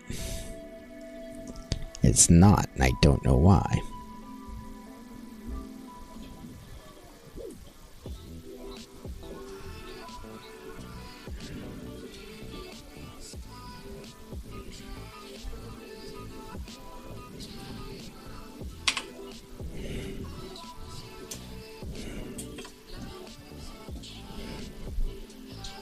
Okay, let's do that again. Test it again, see what happens.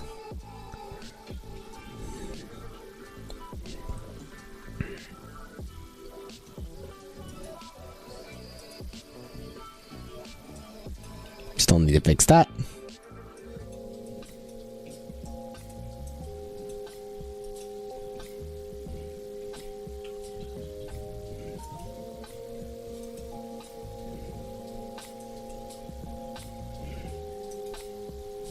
I did not want a Seraphim.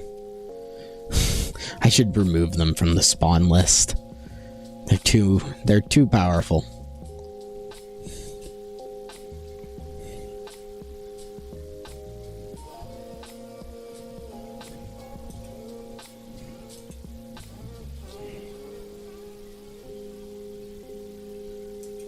Yeah, you see he's attacking, but he's not hitting anything.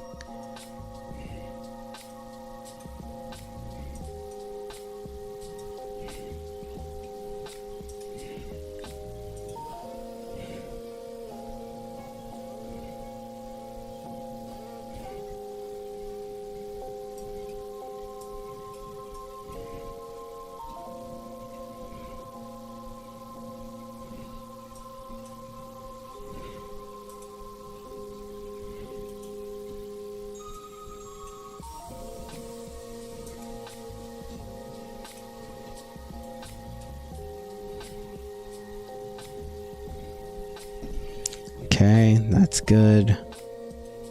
Grab a third. Hopefully they can get 50. Okay, see, now that's not right, because I know that the Seraphim were still alive. And if I hit continue, we can still see them. So they were still around. So either these guys aren't getting added to the spawn list, which would make no sense. Or we're checking the wrong list.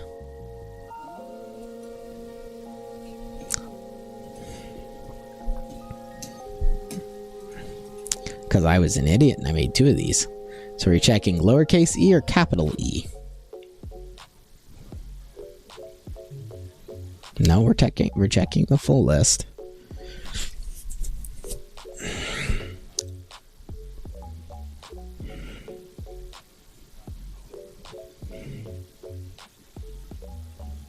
They both have to be greater than 0 for that to happen.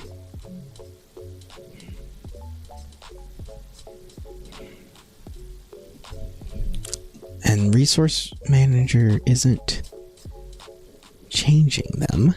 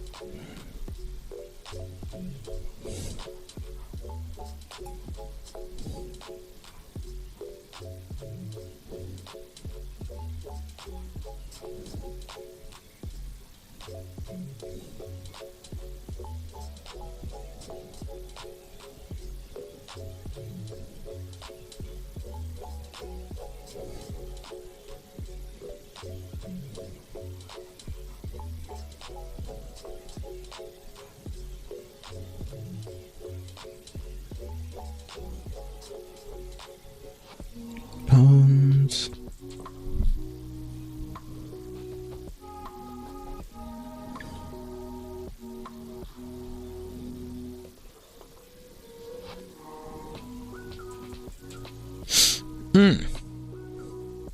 We pass the value in, but we pass it in for both.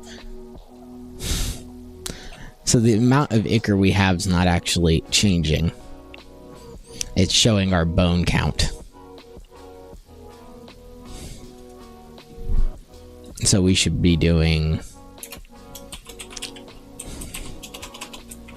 We should be doing exactly what we're doing up here.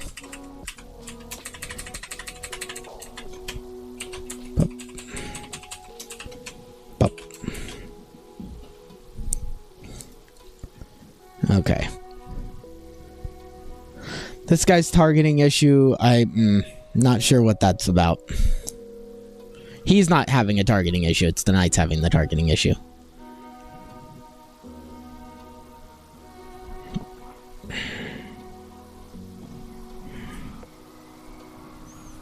Also, let's go into enemy spawn manager and have this do a GD print here.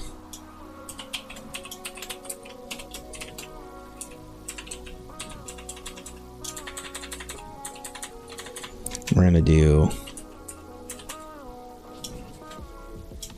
colon this. We're going to put this all in a $ parentheses, so this will be an interpolated string. Basically just means it runs, it can print anything we want. It can print a function. So we can do greater than 0, ampersand, ampersand, greater than 0. And then we'll pump in our enemy count. And our 2 spawn count.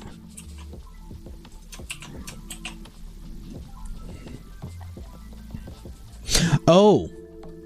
Our timed enemies aren't doing it, and our seraphim, I think, are... Okay, yeah, our seraphim are inheriting from timed enemy now. Yep, that is our issue, our despawn.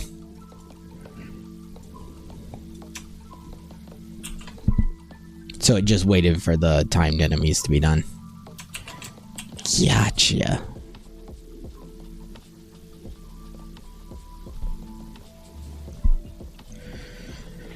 Alright, cool. They both have this now. That won't be an issue. We can go into the enemy spawn manager and actually remove everything we just typed, because that's not needed anymore. Now the only thing we have to troubleshoot is why we can't purchase cards. We'll go ahead and add that to our to-do list. Fix purchasing cards.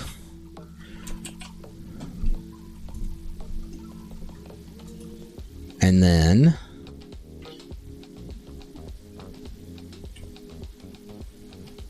right now, when I hit play, what I should be able to do is see down here. Owned is true. Okay, so I can buy them now. And then if I put it up here, it'll snap in. Okay. So it's just being a jackass. Got it. We are not going to use the mages. So we will replace them with the brutes. Call it good. I don't think that it'll let me place this. Yeah, there's nothing to place. Also, I don't have the bones for it.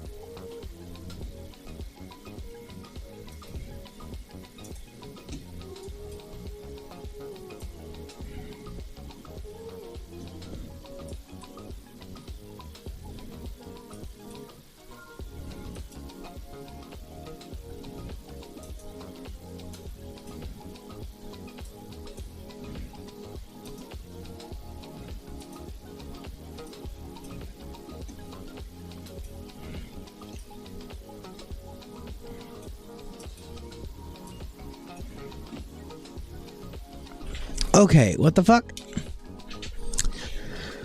Because that most certainly wasn't finished.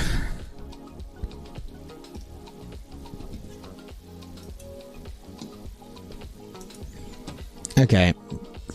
So it said the enemy that yeah, that was done. Put it back in. And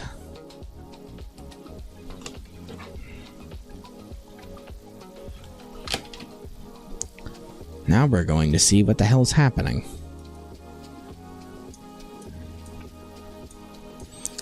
Cool though that it saved.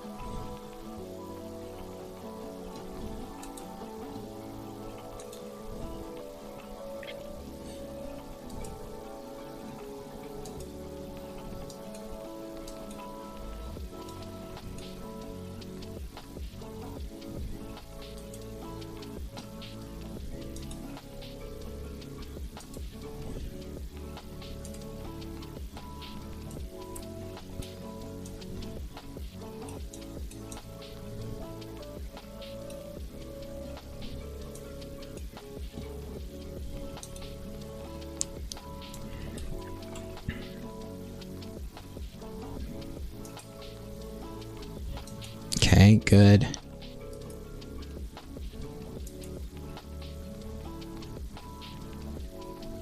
Okay.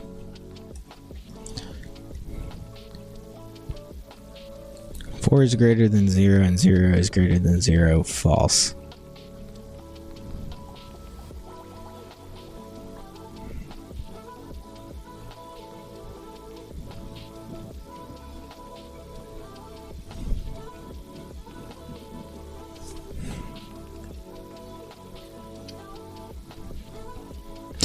Oh, that should be or. It should be an or, not an and. If either of those are true, then we have enemies.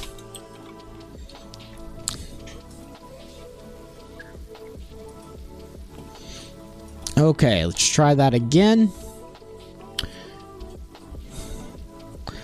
And see what happens.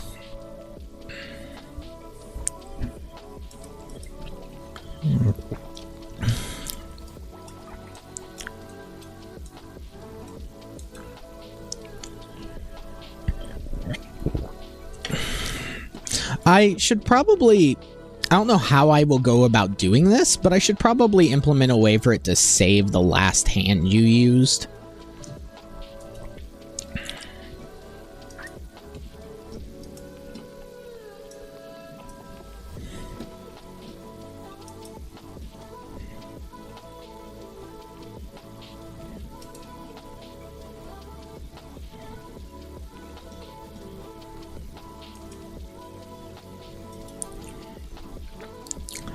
These guys also don't need to target the way they're targeting.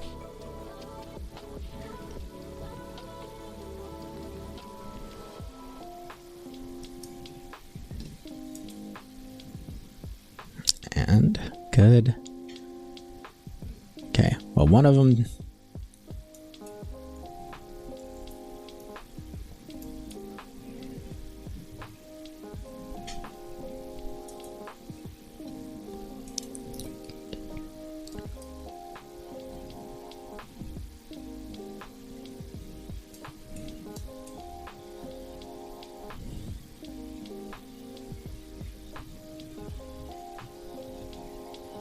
Okay.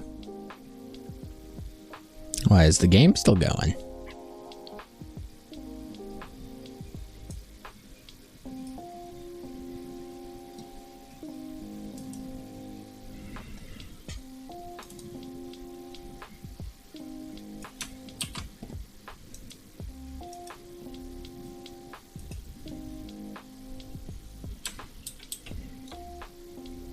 Okay. Let's do this again. Because I don't think that that's incorrect now.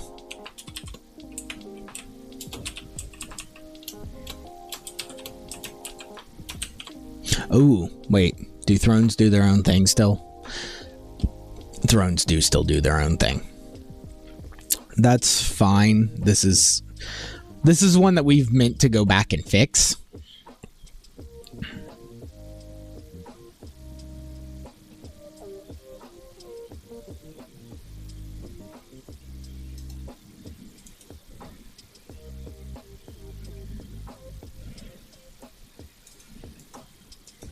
And then we just want to do a, we need to remove it from the enemies list. So enemy spawn manager dot instance dot enemies dot remove this. Right. All right. At some point we will go back and we will actually swap this in with the timed enemy, because this is what it should be using, and it should cut back on almost all of this. Like, we won't need the vast majority of this code. Most of this code is maintained inside of timed enemies and entity. So we have timed entity, and this maintains our attack timer and gives us an attack timer to use that we can subscribe to. So in our ready function, we'll just call base.ready and then do our attack timer. For an example of that, Dominions? No, Dominion Seraphim. Yeah, so Seraphim use it. They have 10 seconds, they start their attack timer, and whenever it's waiting, they set attacking to true, and then they randomize what wait time it should be. And then we have a trigger projectiles method.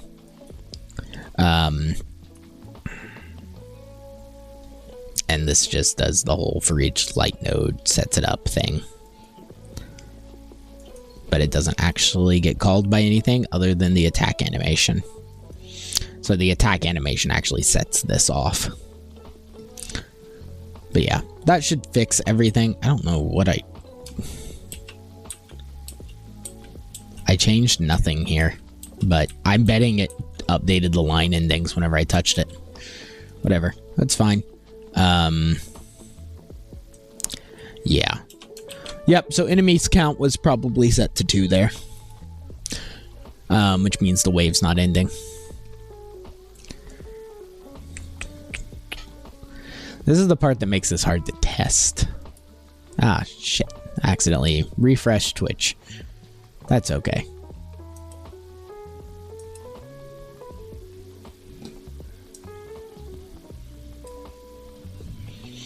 Alright, cool. That's going. Still need to hide that. Not a big deal, though.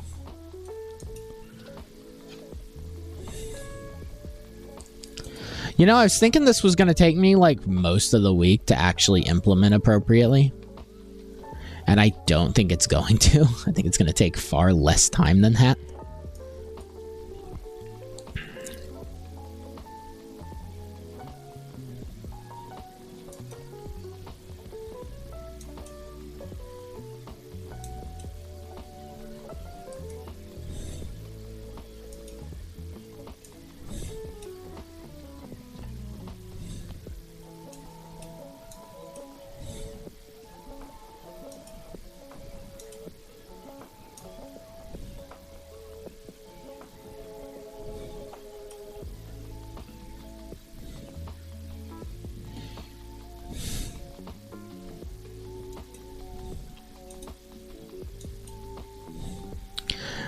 These also will have much longer times to refill.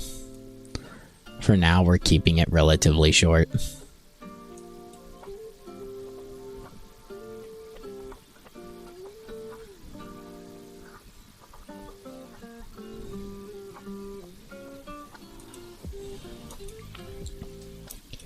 Go like that. Go ahead and grab a second one of these. And this will tell us if it worked or not because we had thrones this round. Which is good. It's exactly what we want.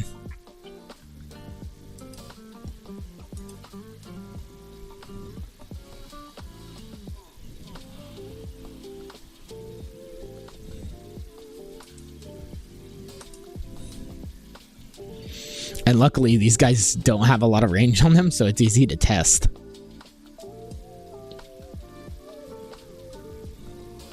I love their death animation. Cool. That works, and if I hit continue, wave 2 fades away. Awesome. That's exactly what we wanted. That's great. That's awesome. And now if we could successfully win a second round, what we should see is, we should note that, ooh, that's not great. That's funny. Not what I expected. Oh, I bet it does it at continue. And I'm betting, are we not clear? I thought we were clearing that in card swap. Just curious now. Card catalog manager dot clear. Add valid card pool. And then in the card catalog, excuse me, we have the card catalog manager, card catalog. Set cards. Yep, we're just loading them in and adding. So we should clear that.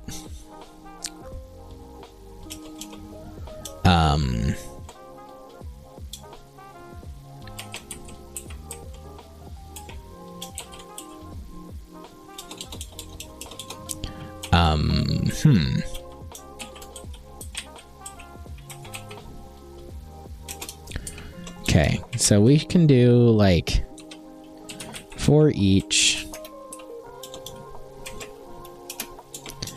No child in. I think that this is correct. And then I think we can just do QU, EU, E, free. I think that's fine. Hopefully that doesn't cause like a hitch. That's okay though, for now. We're not gonna be all that concerned about it. We're just gonna keep going. Because I just want to make sure that this works for multiple waves. That's our big thing right now. That's what we're hoping.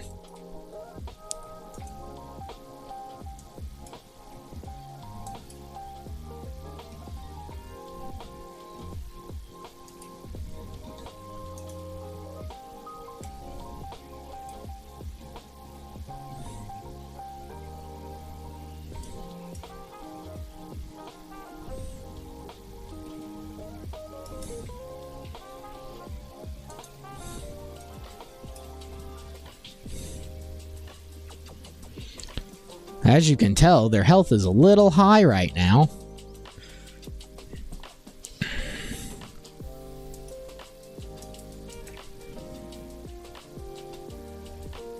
I think that was correct. Yeah, it was correct. Cool. Those didn't hide all the way.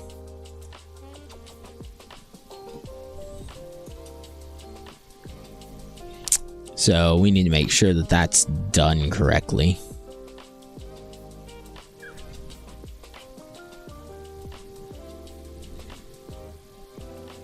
Yeah, we just need to check.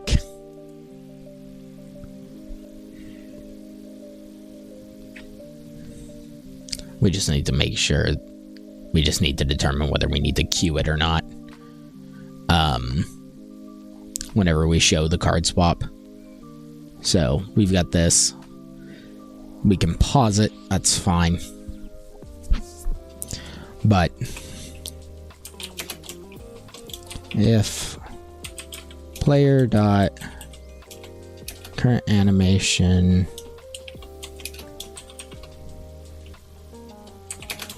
does not equal that,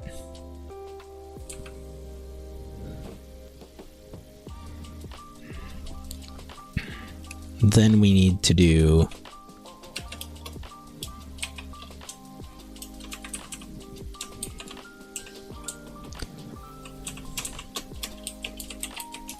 Q else.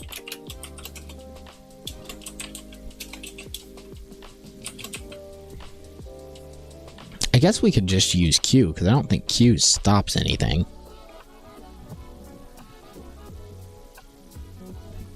Yeah, and none of our animations for the UI stuff loops, so we'll just do Q and tell it to pause. That's okay. I don't think that that'll stop anything.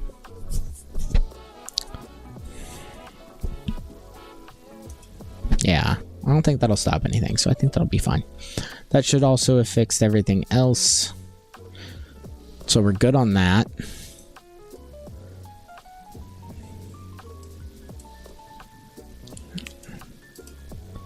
And we got the Icar at the wave end.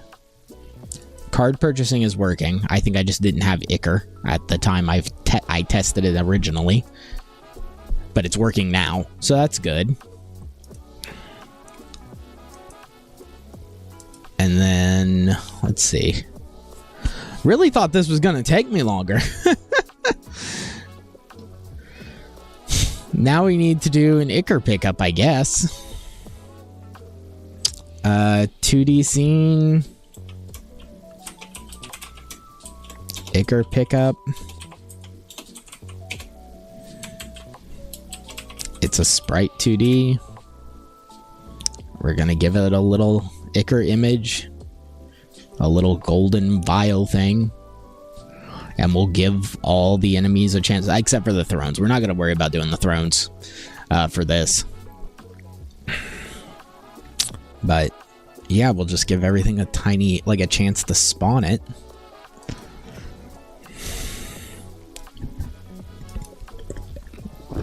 The spawn chance should become a function of like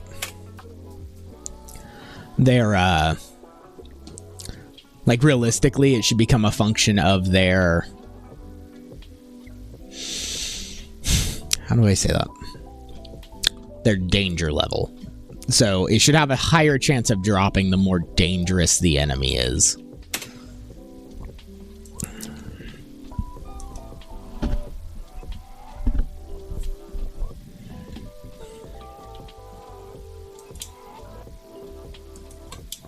That's 1, 2, 3, 4.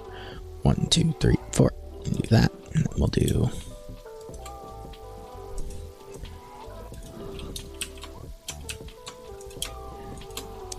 something like this. Do up a little more. In, 2.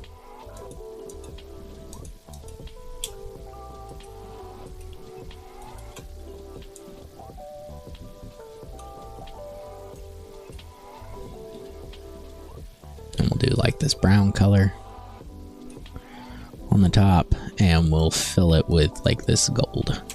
We'll do a Shift G. We'll do an 8x8 bear matrix. Looks cool. That looks neat. And then we'll just save Ichor Pickup. I mislabeled the image too. I don't know what was up with me that day. Assets. Environments. Yeah, we'll put it there. We'll do the Ichor Pickup there.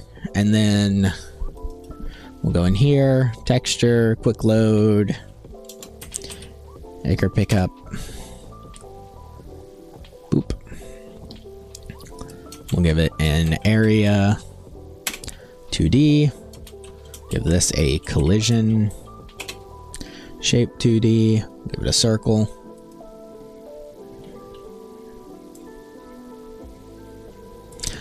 I just want you to have to kind of click on it. Like, that should be enough. I think that there is a area shape and mouse shape, mouse entered, but event shape IDX. There is no mouse click.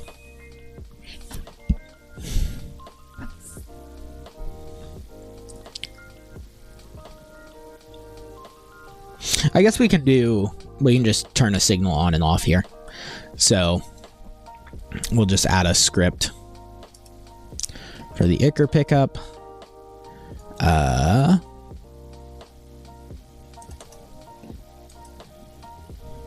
Put it there. This is going to be super simple.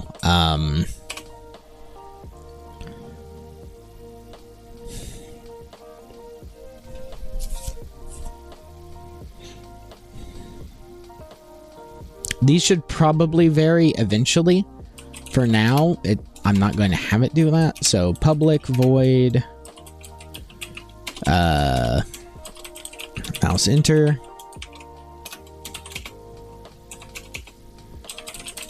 Public void mouse leave.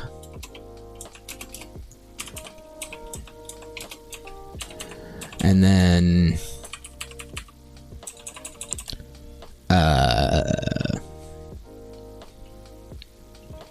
we'll just set a public variable listen to false.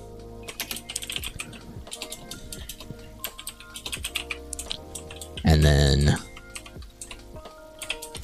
listen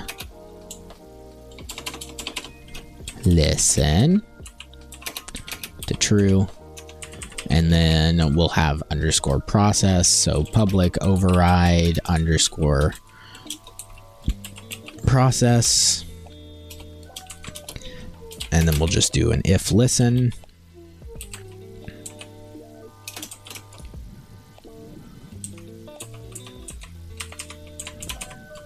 If listen and input dot mouse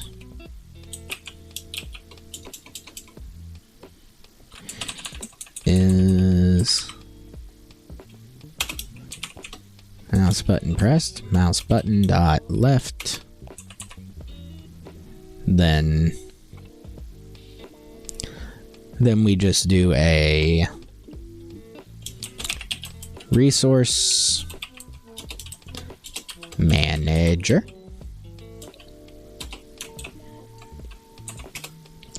Dot instance dot ichor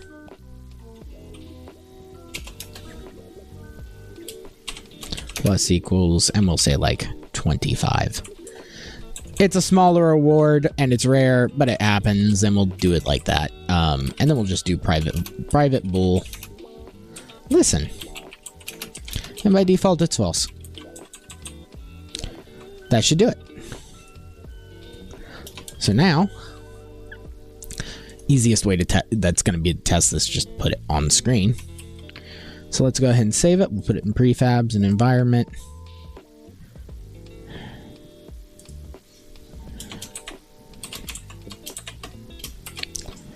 Do an ichor pickup save.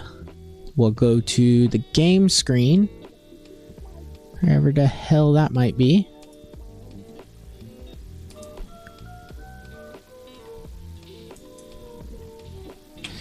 We'll set that to go ahead and turn that invisible because it wasn't previously. It needed to be.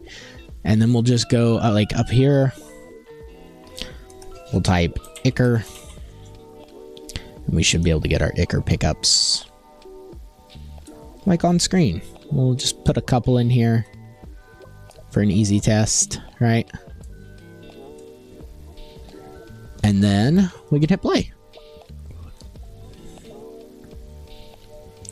This will be an easy test to see if the ichor pickups work. Hopefully they do.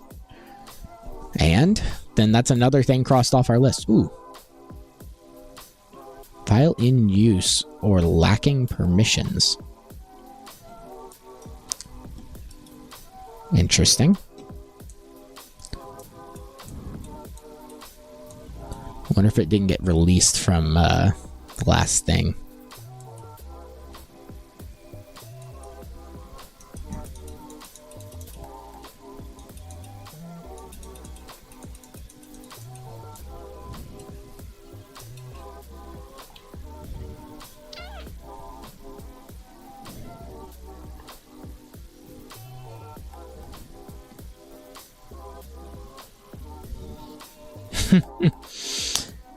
In editor settings, this makes it work, but increases the risk of file corruption and a crash. That's interesting and good to know.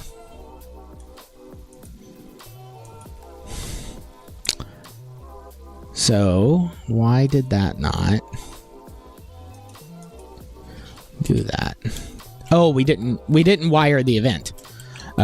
We also should just go ahead and do that to make, you know, this clear. Very end, ichor pickup. And then we'll just go here. Mouse entered.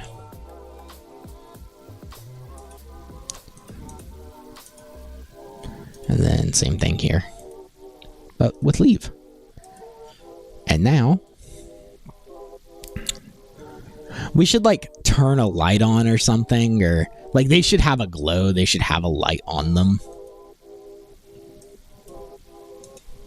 I just want a valid. Hey, look at that, and it worked. Neat. Cool. Let's give them a glow. We're actually going to steal the glow of an angel. So we're going to copy that. We'll go over here. Do that. You need to have... We should probably put a shader on them and like change it a little bit.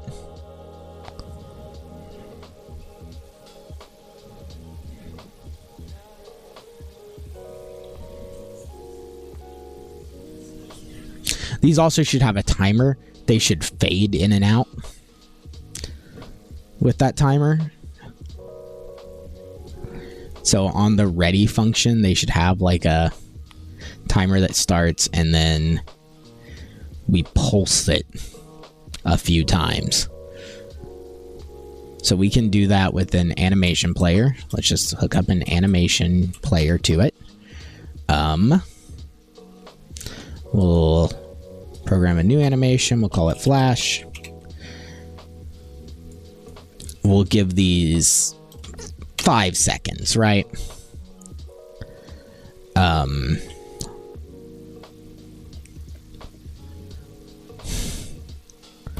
And then we'll just go up here.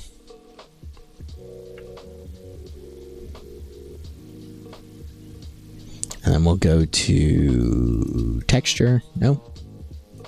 Visibility. We'll grab that. Create a rest track.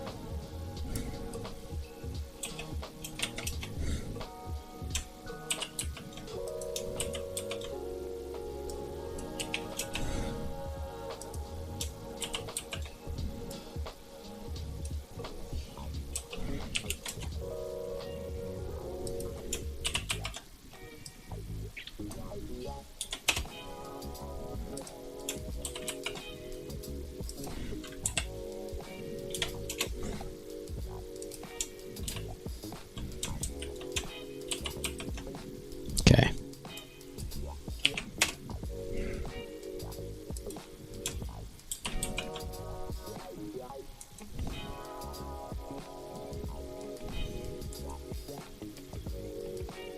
That should be the end.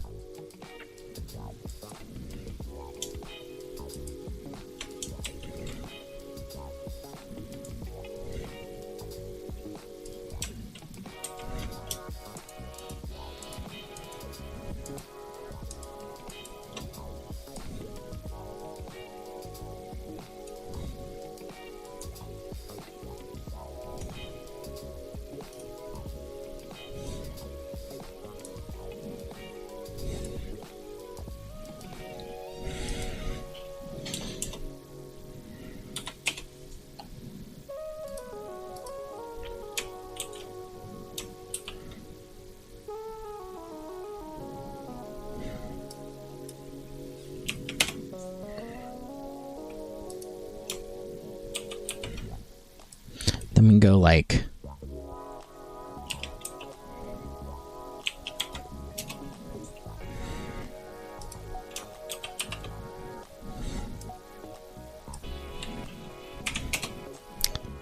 we'll do like this.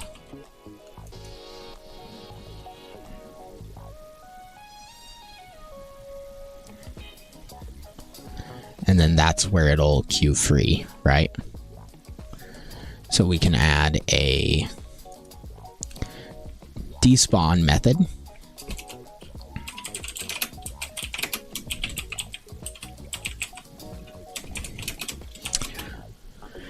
If we made this more likely to happen, we could make a NPC that runs around and collects ichor for you, which could be interesting. But I don't know that there will be enough cards to justify that. We'll have to play and just see what happens. Technically, I don't need a despawn method because I can just call queue free. We'll just do that. We'll just add a call method track for ichor pickup. We'll do it at 5 seconds. And we can do it on, I think it's on the node. In fact, I'm pretty well certain. Yeah, void underscore queue free. Set it to 5. There we go. So now that should happen. This should auto start. Enabled editor only. Movie quit on finish. Auto capture. Activate. Deterministic. Reset on save. Root motion audio callback.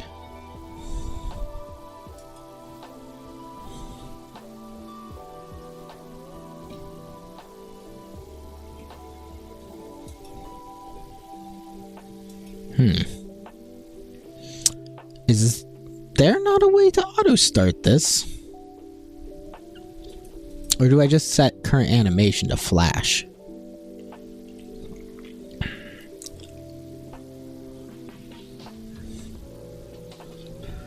Movie quit if true, and the engine is running in movie maker mode. See movie writer. Exits the engine with scene tree quit. That's interesting.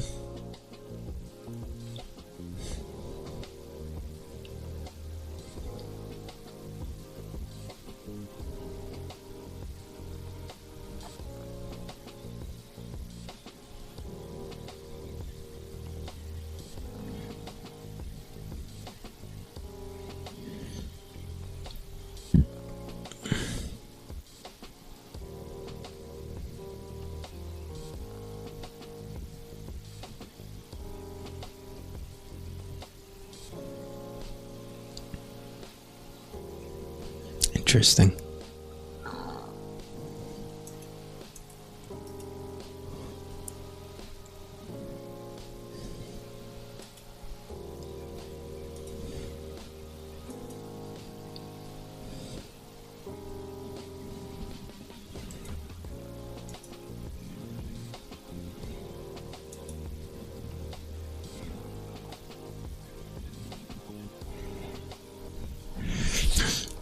Okay. Either way, we'll just go up here and we'll do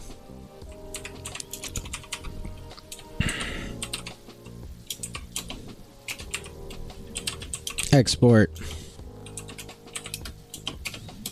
animation, player, get set, and then in public override underscore ready, we'll just do player.start, player.play, flash.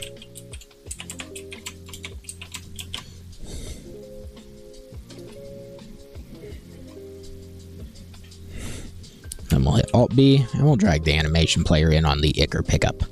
That should be fine. That should work it all out. And then I think we need to, on you,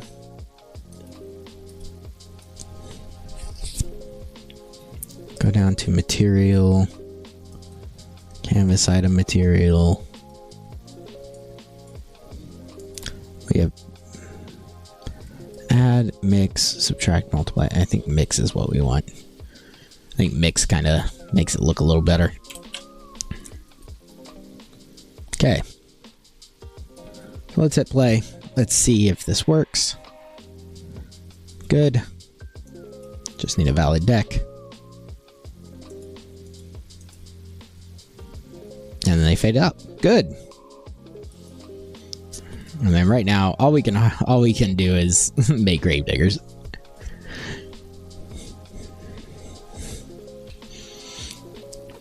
But I like that everything's working. Everything's doing what it should. They're all moving. They're all Z-ordering correctly, which is nice. They all look correct. They should probably have varying speeds.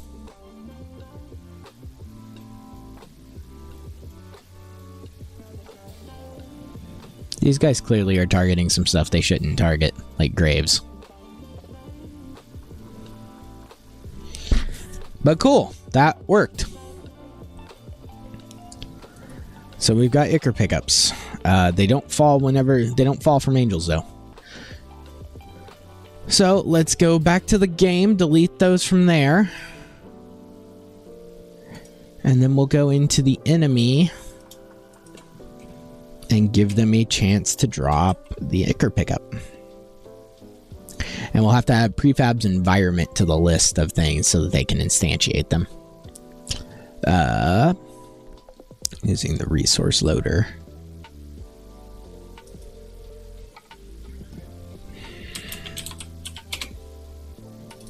Paths.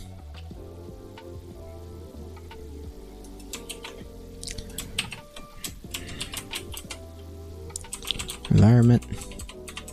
It's rebs prefabs. And then environment. I think that's spelt correctly. Probably not, knowing me. But we'll check anyways. Prefabs. We'll just hit F2 and copy that.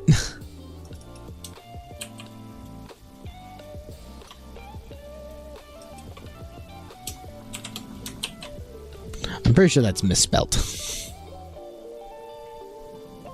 In fact, I'm 90% certain that's wrong. We'll look though. Huh.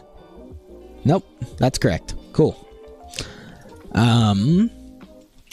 Yep, that's fine. That's what we needed. And then we go into timed enemy on despawn before we do queue free. We can do a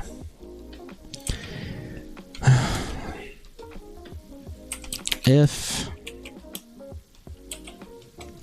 utilities dot instance dot random dot next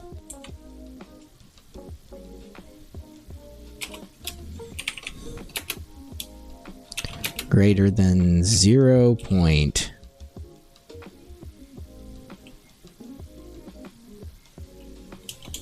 You know what? We'll do just 1.0 and we'll say less than for now. And then we'll do resource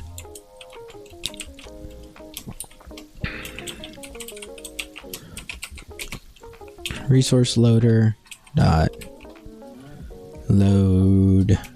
We don't care what it is. We just need to give it the path.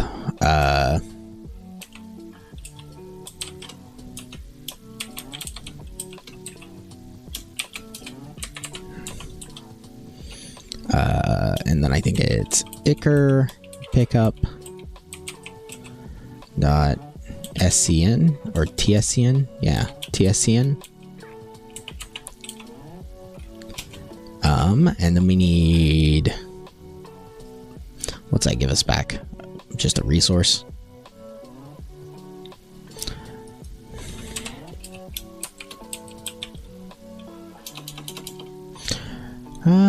Resource loader dot load. Pack scene. We should make that a pack scene.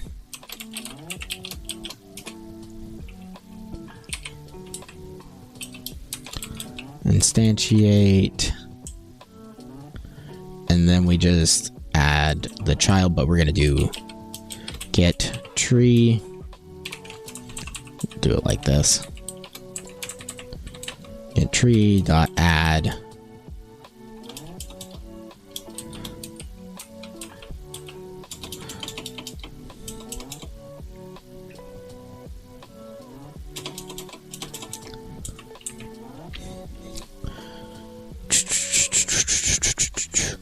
We need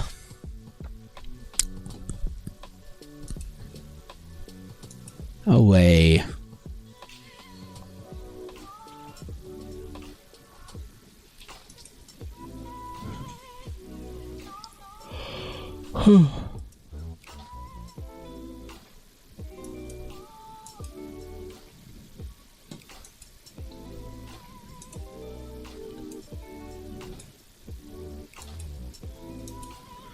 we need a way to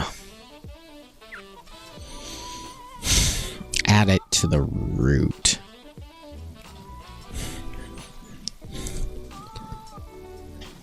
And there is a way to do that. I just don't remember what it is. I guess we could access it through Scene Manager. So like if I go Scene Manager dot root dot Add child. I could do this, but I don't want to do that.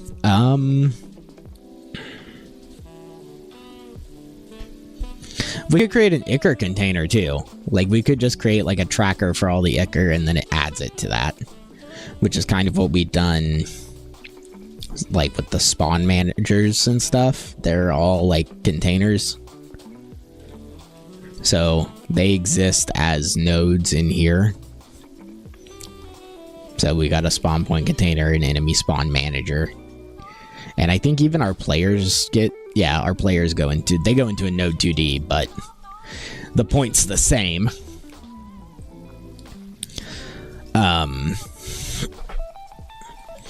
So we could do that. And we just spawn it in and we set its global position to our position. And so we would just say, and then we have to add that to the calculation for if the wave is finished or not, because we need there not to be any Ichor on screen. So we will need a despawn method in the Ichor pickup, but I'm not that concerned right now. For now though, we'll go ahead and we'll make the Ichor manager, so the Ichor container. So a spawn point container. We've got a new class, an Ichor container.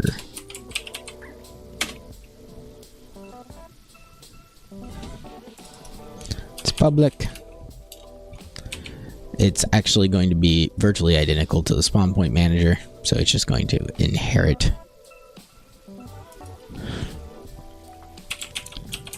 Partial class container.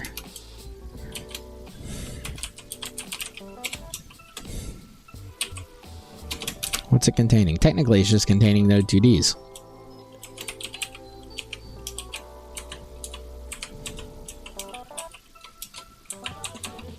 And then I need to check here because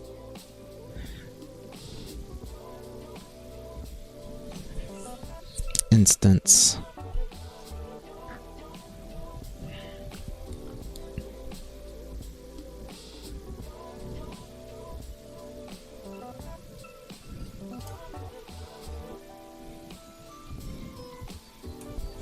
Okay, so I just need to create a public spawn method.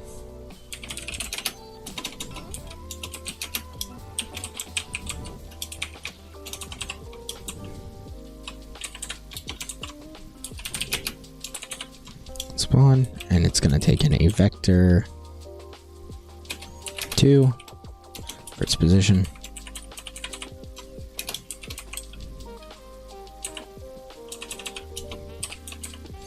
And then we can do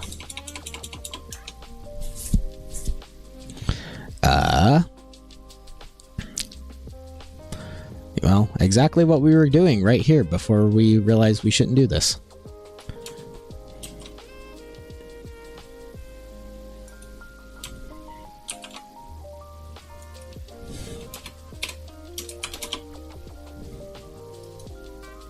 Need to check something on another screen.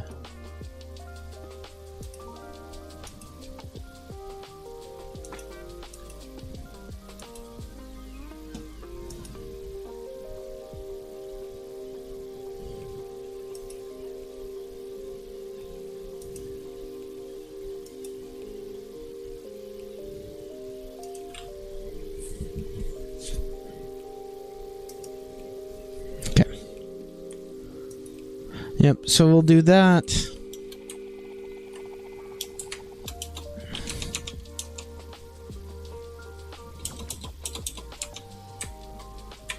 I think we can just do node.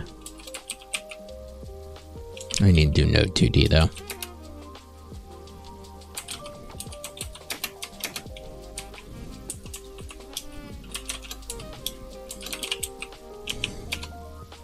Alright, so we can do that, and then we just do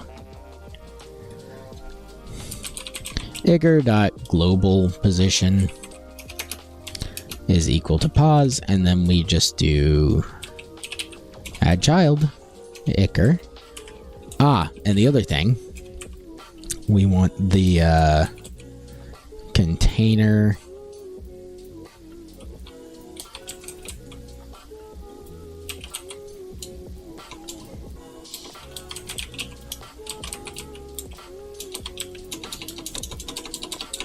What is it? Is it not called container? I could have sworn it was. Container instance. Spawn points. Technically, this is meant for spawning. It's a spawn container. But spawn points. Add ichor. And then add child ichor. And then I'll kick everything off the start. And then in timed enemy, we just call ichor container .instance .spawn.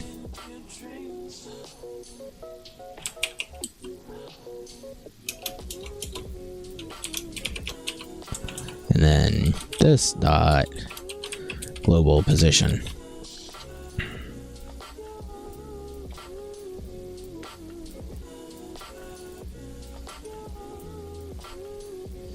Is there not a method called spawn inside ichor container? Public void, public partial. Yeah, so why can't I access? Is it not saved?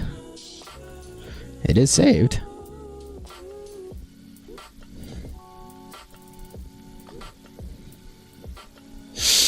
I have to...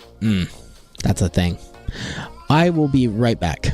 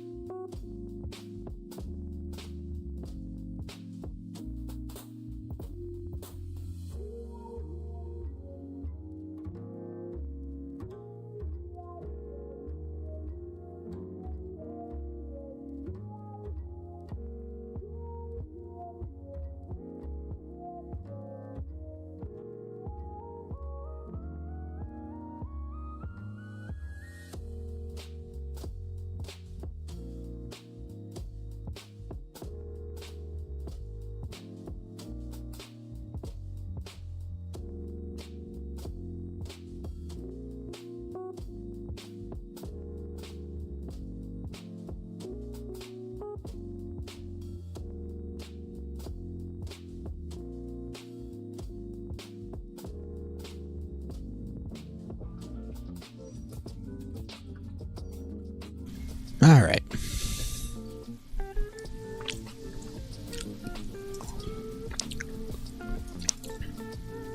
Oh, wait, doesn't this? No. Okay. Excuse me. I need to... I have this touch manager I should get rid of.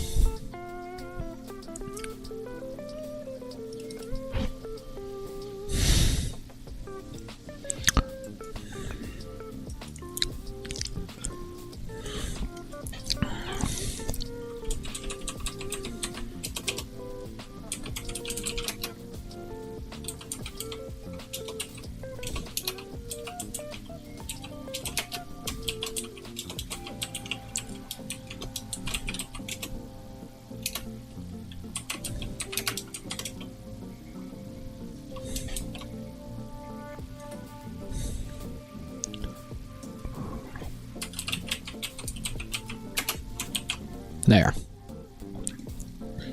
And now if I go look at timed enemy, error's fixed. Except... There we go. Okay. Cool.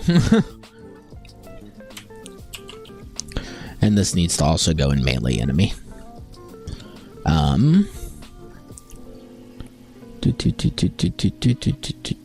Melee. There it is.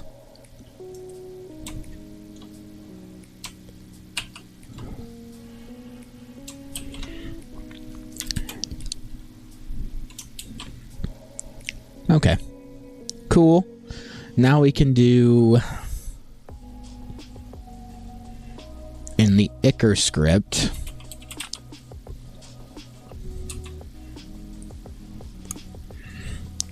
We'll do a despawn.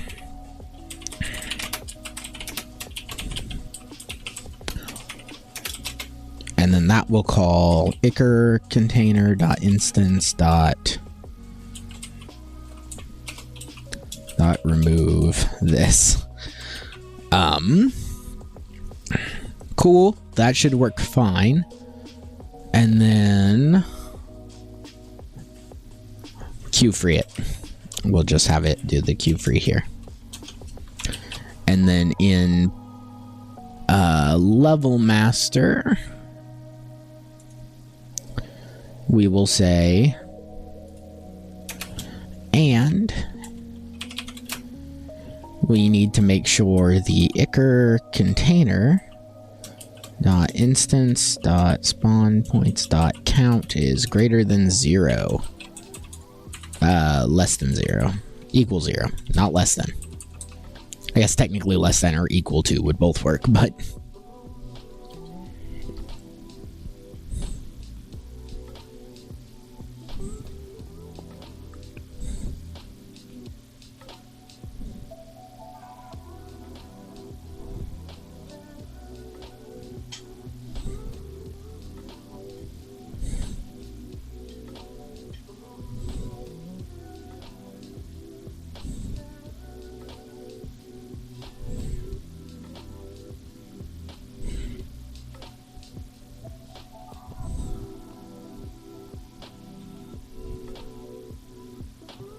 Lasers at first connect to each ball, but some lines also.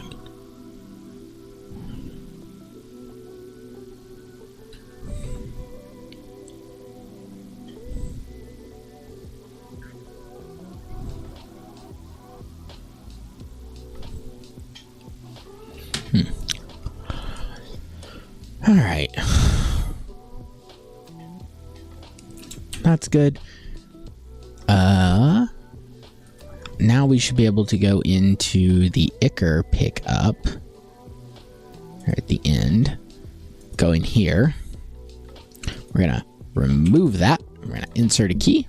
We have to build first.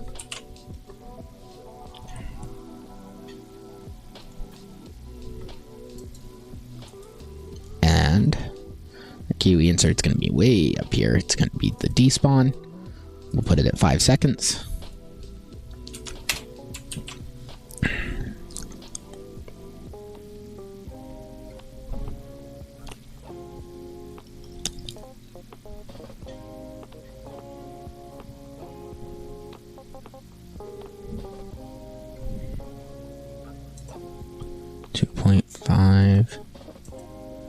3.5.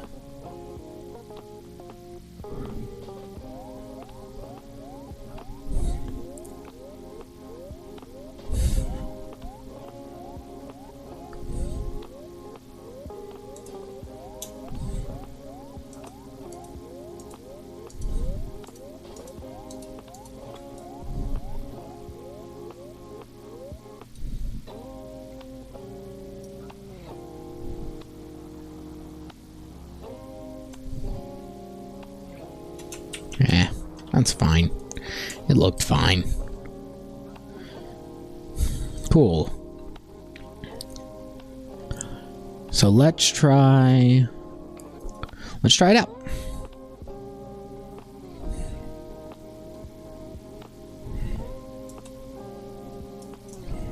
We actually do need to make a full list here, because we actually need to win.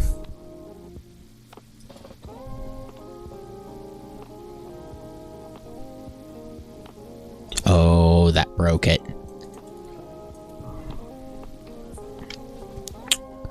Damn it. Can't be doing that.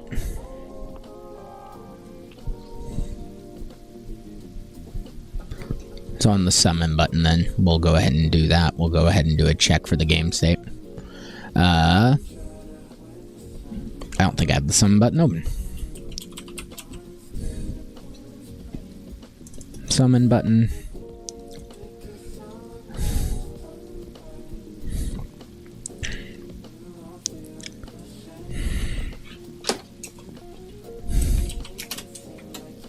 If game master dot instance dot game state equals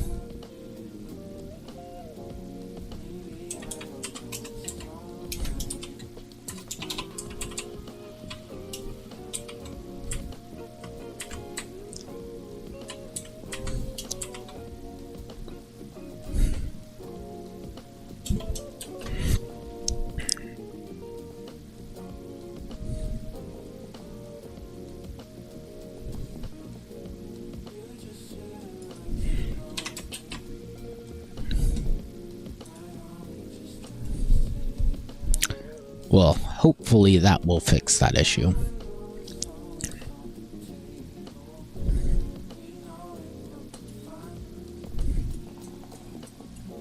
Glad I did that by accident.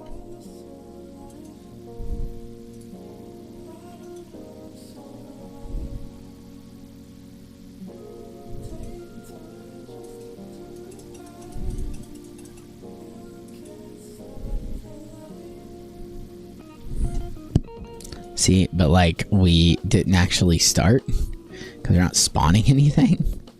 That's a problem.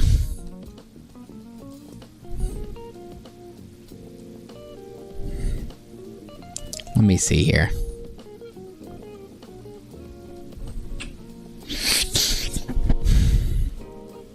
Where's Level Master?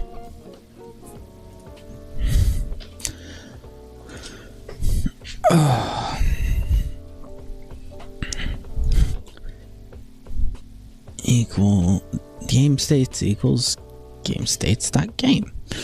So it shouldn't be this until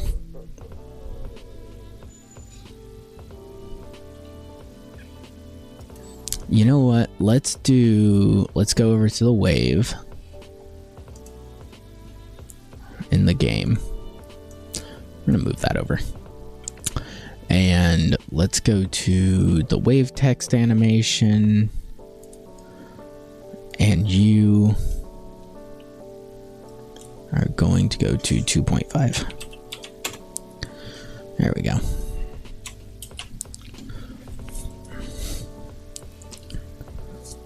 I think that'll fix our little issue there. That'll force it to be completely done. Okay. There.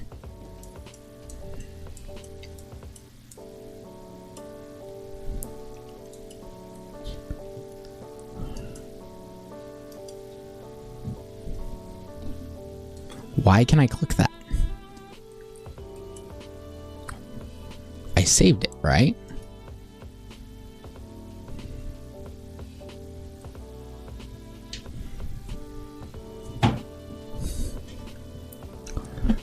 What is it doing at the end of card swap then when I hit continue? Setting it to wave start. Set cards doesn't change the game state, right? No. No. Play Q.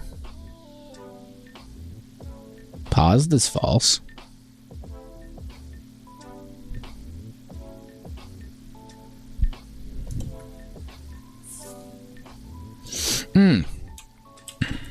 We didn't encompass the whole thing.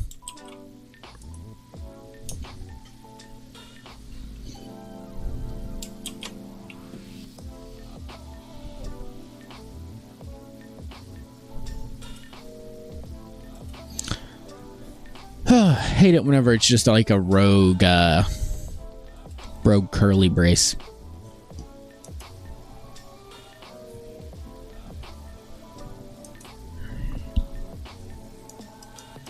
We're gonna have to go through and we're gonna have to like make that hidden again.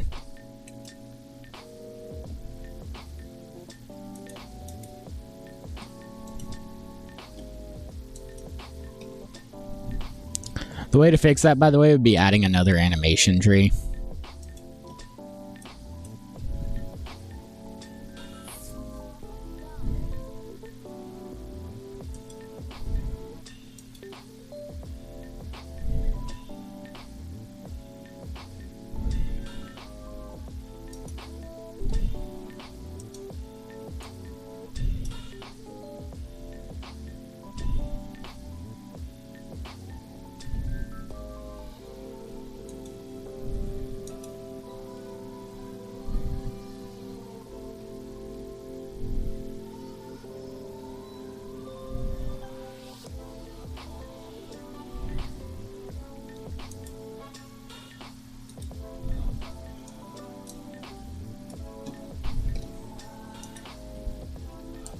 Okay, do that.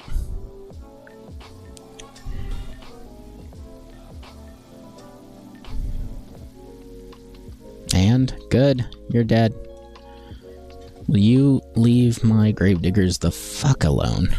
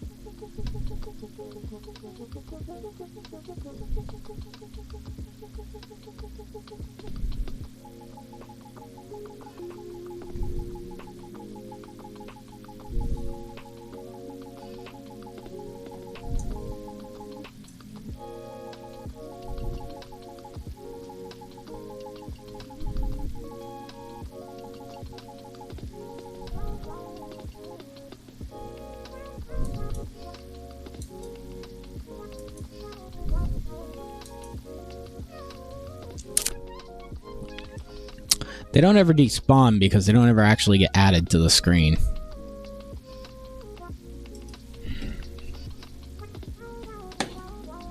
So we need to actually add that as a node. Node Ichor container.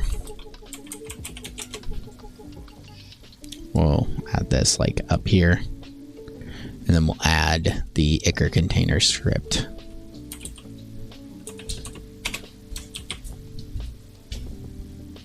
Now, let's see.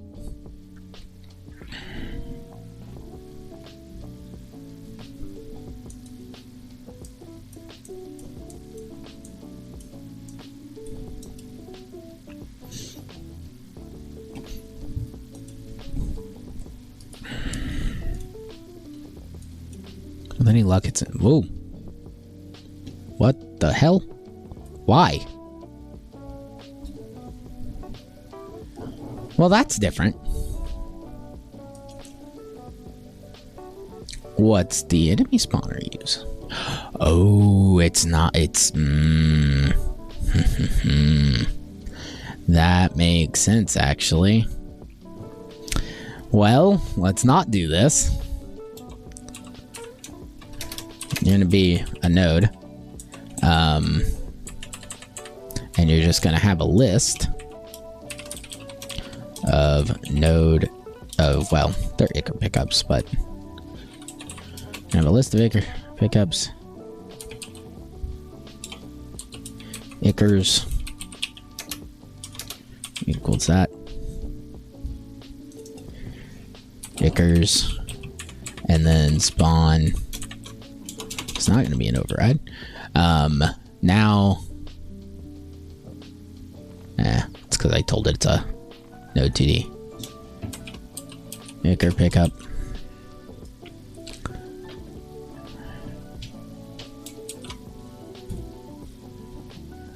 Cannot convert from node 2D to Icar pickup. Dot instantiate, you're an Icar pickup.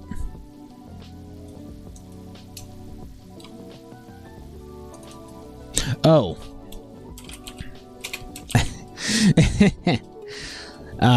Yeah. That makes sense, actually.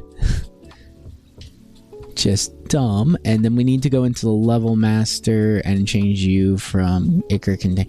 You do need to have an instance. You do need that. So public static instance Icar container instance get private set, and then public void underscore ready public override void underscore ready. It is voided, but and then instance, not inline alignment, instance is this. And then over in level master, we do Icar container dot instance dot Icars. What'd I call it? Oh, it's private. It should be public list Icars. Should be a capital I in these cases. So do that. Icars count 0. Cool. And then we need a node. We've already got it. We're good. We're good. We should be good now. Alright. And then when the angel spawns it, it should just make... Yeah, why? What is... What else is X? Ah. Icars.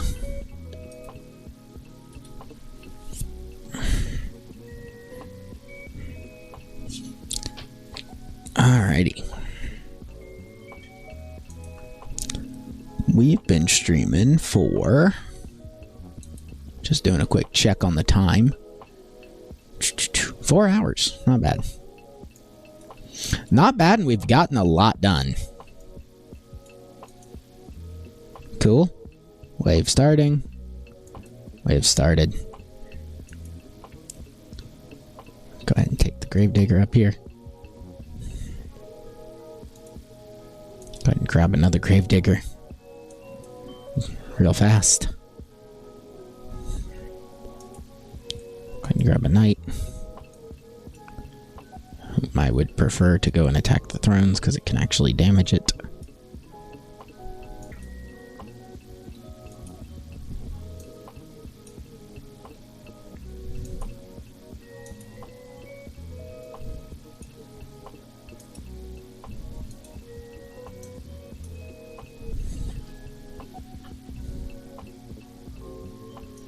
Full screen this for everybody.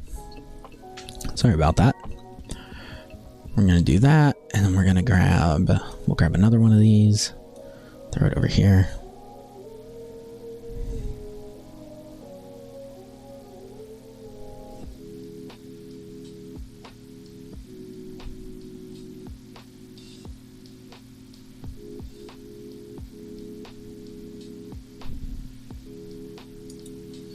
I do love the death animations we've come up with a little bit. Felicia's going to do her own take on them, obviously, but I think for like crappy programmer art, it's definitely not the worst thing in the world. Making heavy use of the jitter tool, though. Hey, cool. And it worked. Now we just need to make sure the wave ends.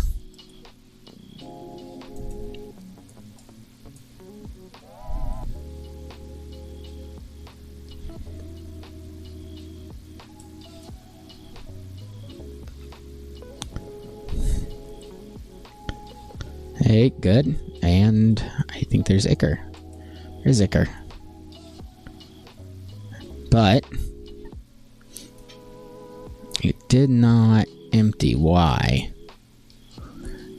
The Icker pickup does call its despawn method now. I checked. When it's clicked, I bet it just queue freeze though. Yeah, betting it does. Yep. So since we clicked those, didn't work. I think tomorrow we'll actually get to design the debug console, which will be cool because it'll be like writing a parser and some other cool stuff to cause things to spawn in and issue commands out. I'm thinking of doing something Quake 3-esque. Hit the tilde key, game pauses, you type command, you hit enter, we store a log of those commands. It'll be easier for debugging. Realistically, I should have implemented it much earlier, but like, what can you do?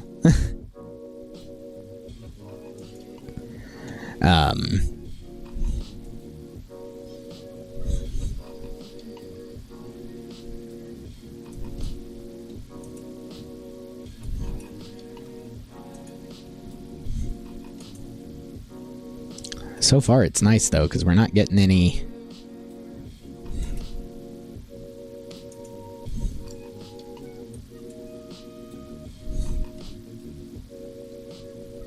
Oh, they do hit it. Okay.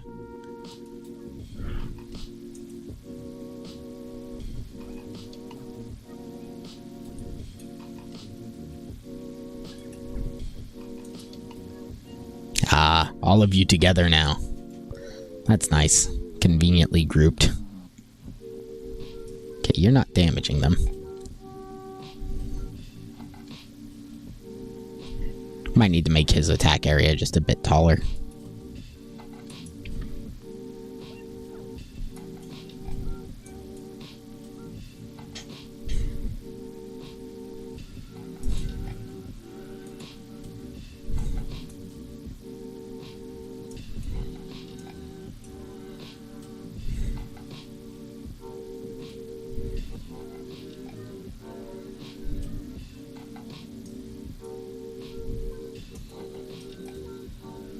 Good.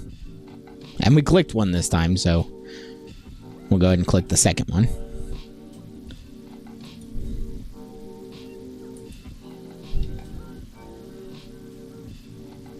And moment of truth. For the love of God, kill it. Icker on screen. I clicked it. It's gone. And I can continue. We get wave 2.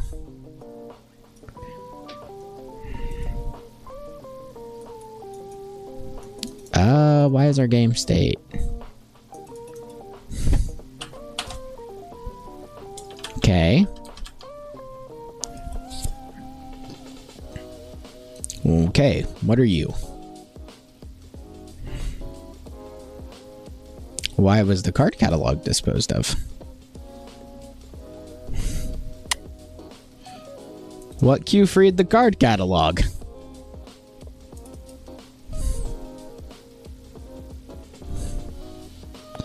Yeah, I understand where that's coming from, but why? What got rid of it? Go to definition.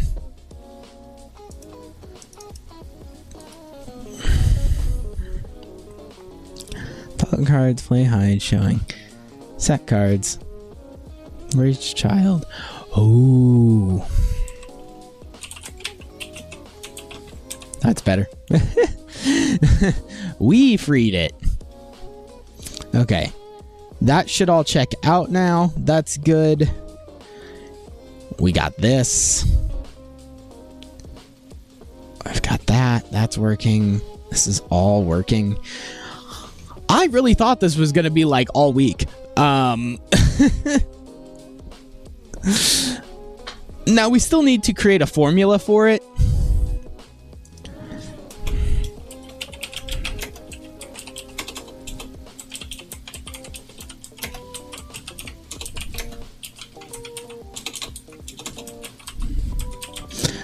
But like the actual functionality is there. Like it's done. It works. That's great.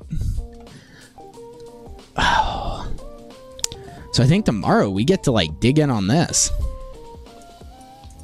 And we're going to actually change this and go capital D and capital C. So cool.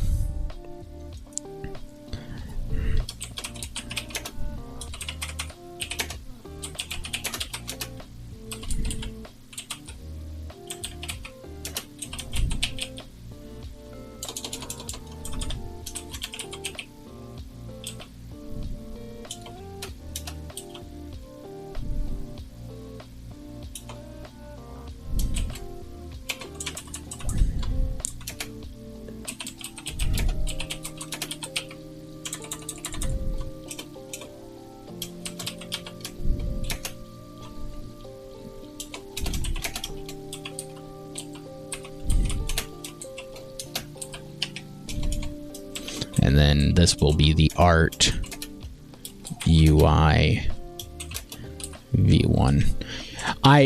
In my notes here, I've been storing as I go. Like I keep this assets folder. And if I go into the like the skeleton knight here, you can see we get the v1 art here, which is cool. It's nice to have. Same thing with the summoning circle. If like I open the summoning circle down here, which I think is a type of mechanic. But anyways, yeah. I can quickly see what the art is. I can even do iterations on this, so I'll be able to let Felicia send me new art, and I will update this doc and continue having a running list of all the art. This will be a cool thing to have at the end, I think. But yeah, I think tomorrow we're going to create a debug console. That'll be neat. That'll be cool. What else is there? I guess we should play one more round now and make sure that everything's working, and we'll change that drop chance. We'll lower it to like a 10%, like a point. Like it has to be less than 0.1. Oh, and we should make that invisible. Let's go ahead and do that real quick. We're all the way over here. And card text. Wave text. Invisible. And then I'll upload everything to GitHub, which I've been neglecting this last few bits. That's okay. Boop, boop, boop, boop, boop. And then we'll do a real quick. Hey, we got wave 1. Text fades away. We're good. I'm going to do this. I'm going to try to get 100 real fast. I even got 125. These guys can kill some things pretty quickly. Not a lot.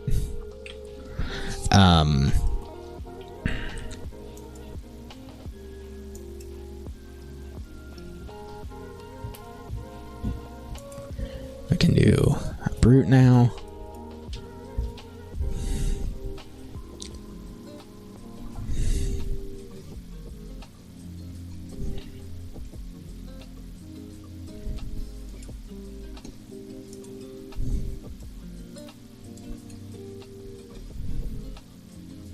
I'm excited to get spellcasting and traps implemented. That'll be fun. It'll also be cool to do to implement the A-star pathfinding stuff. That'll be neat.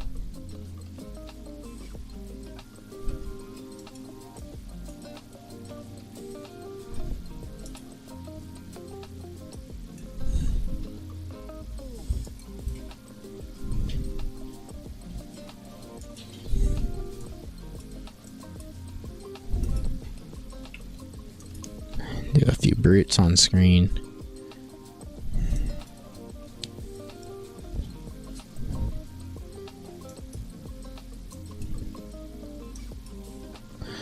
Yeah, these guys need updated a bit.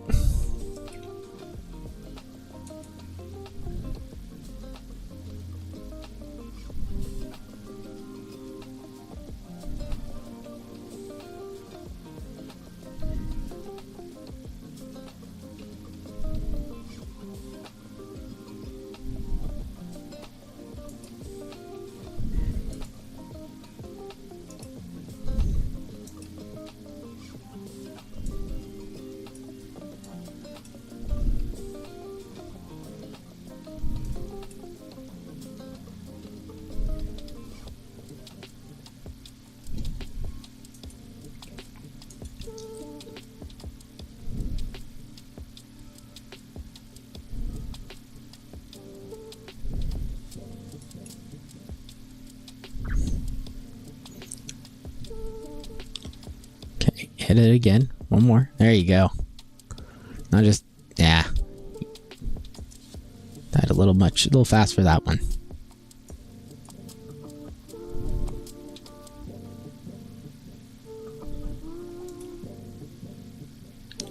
There we go. And we can still open card swap. Cool. Cool.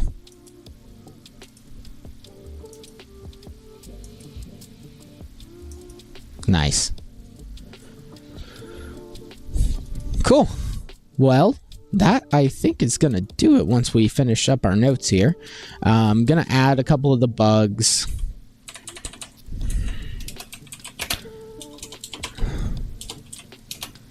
It was the Dominions and oh, what was that other one called?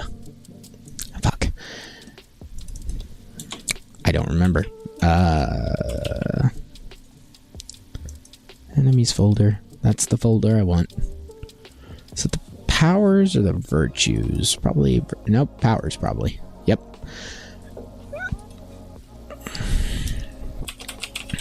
So if you notice there, whenever they're attacking, every now and again, it's not doing any damage. It's because they think they can hit it, but they can't. Which is just weird. I also need to fix the Dominions targeting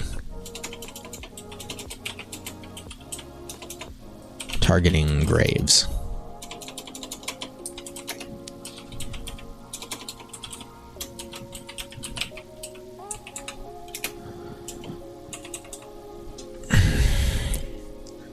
But cool, we got a shocking amount done today. That makes me happy. That's great. Let's upload everything to GitHub. Call it good. And we're not going to upload these. In fact, we're just going to add the data folder to the git ignore for this.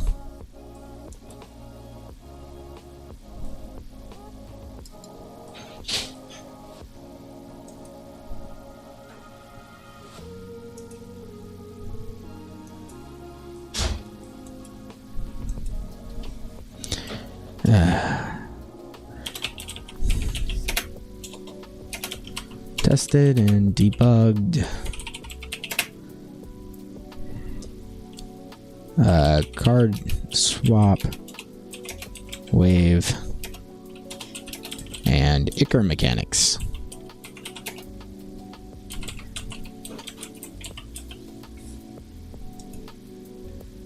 All right. We're going to push all that to GitHub, call it good. And I'm going to call it here. Have a good day.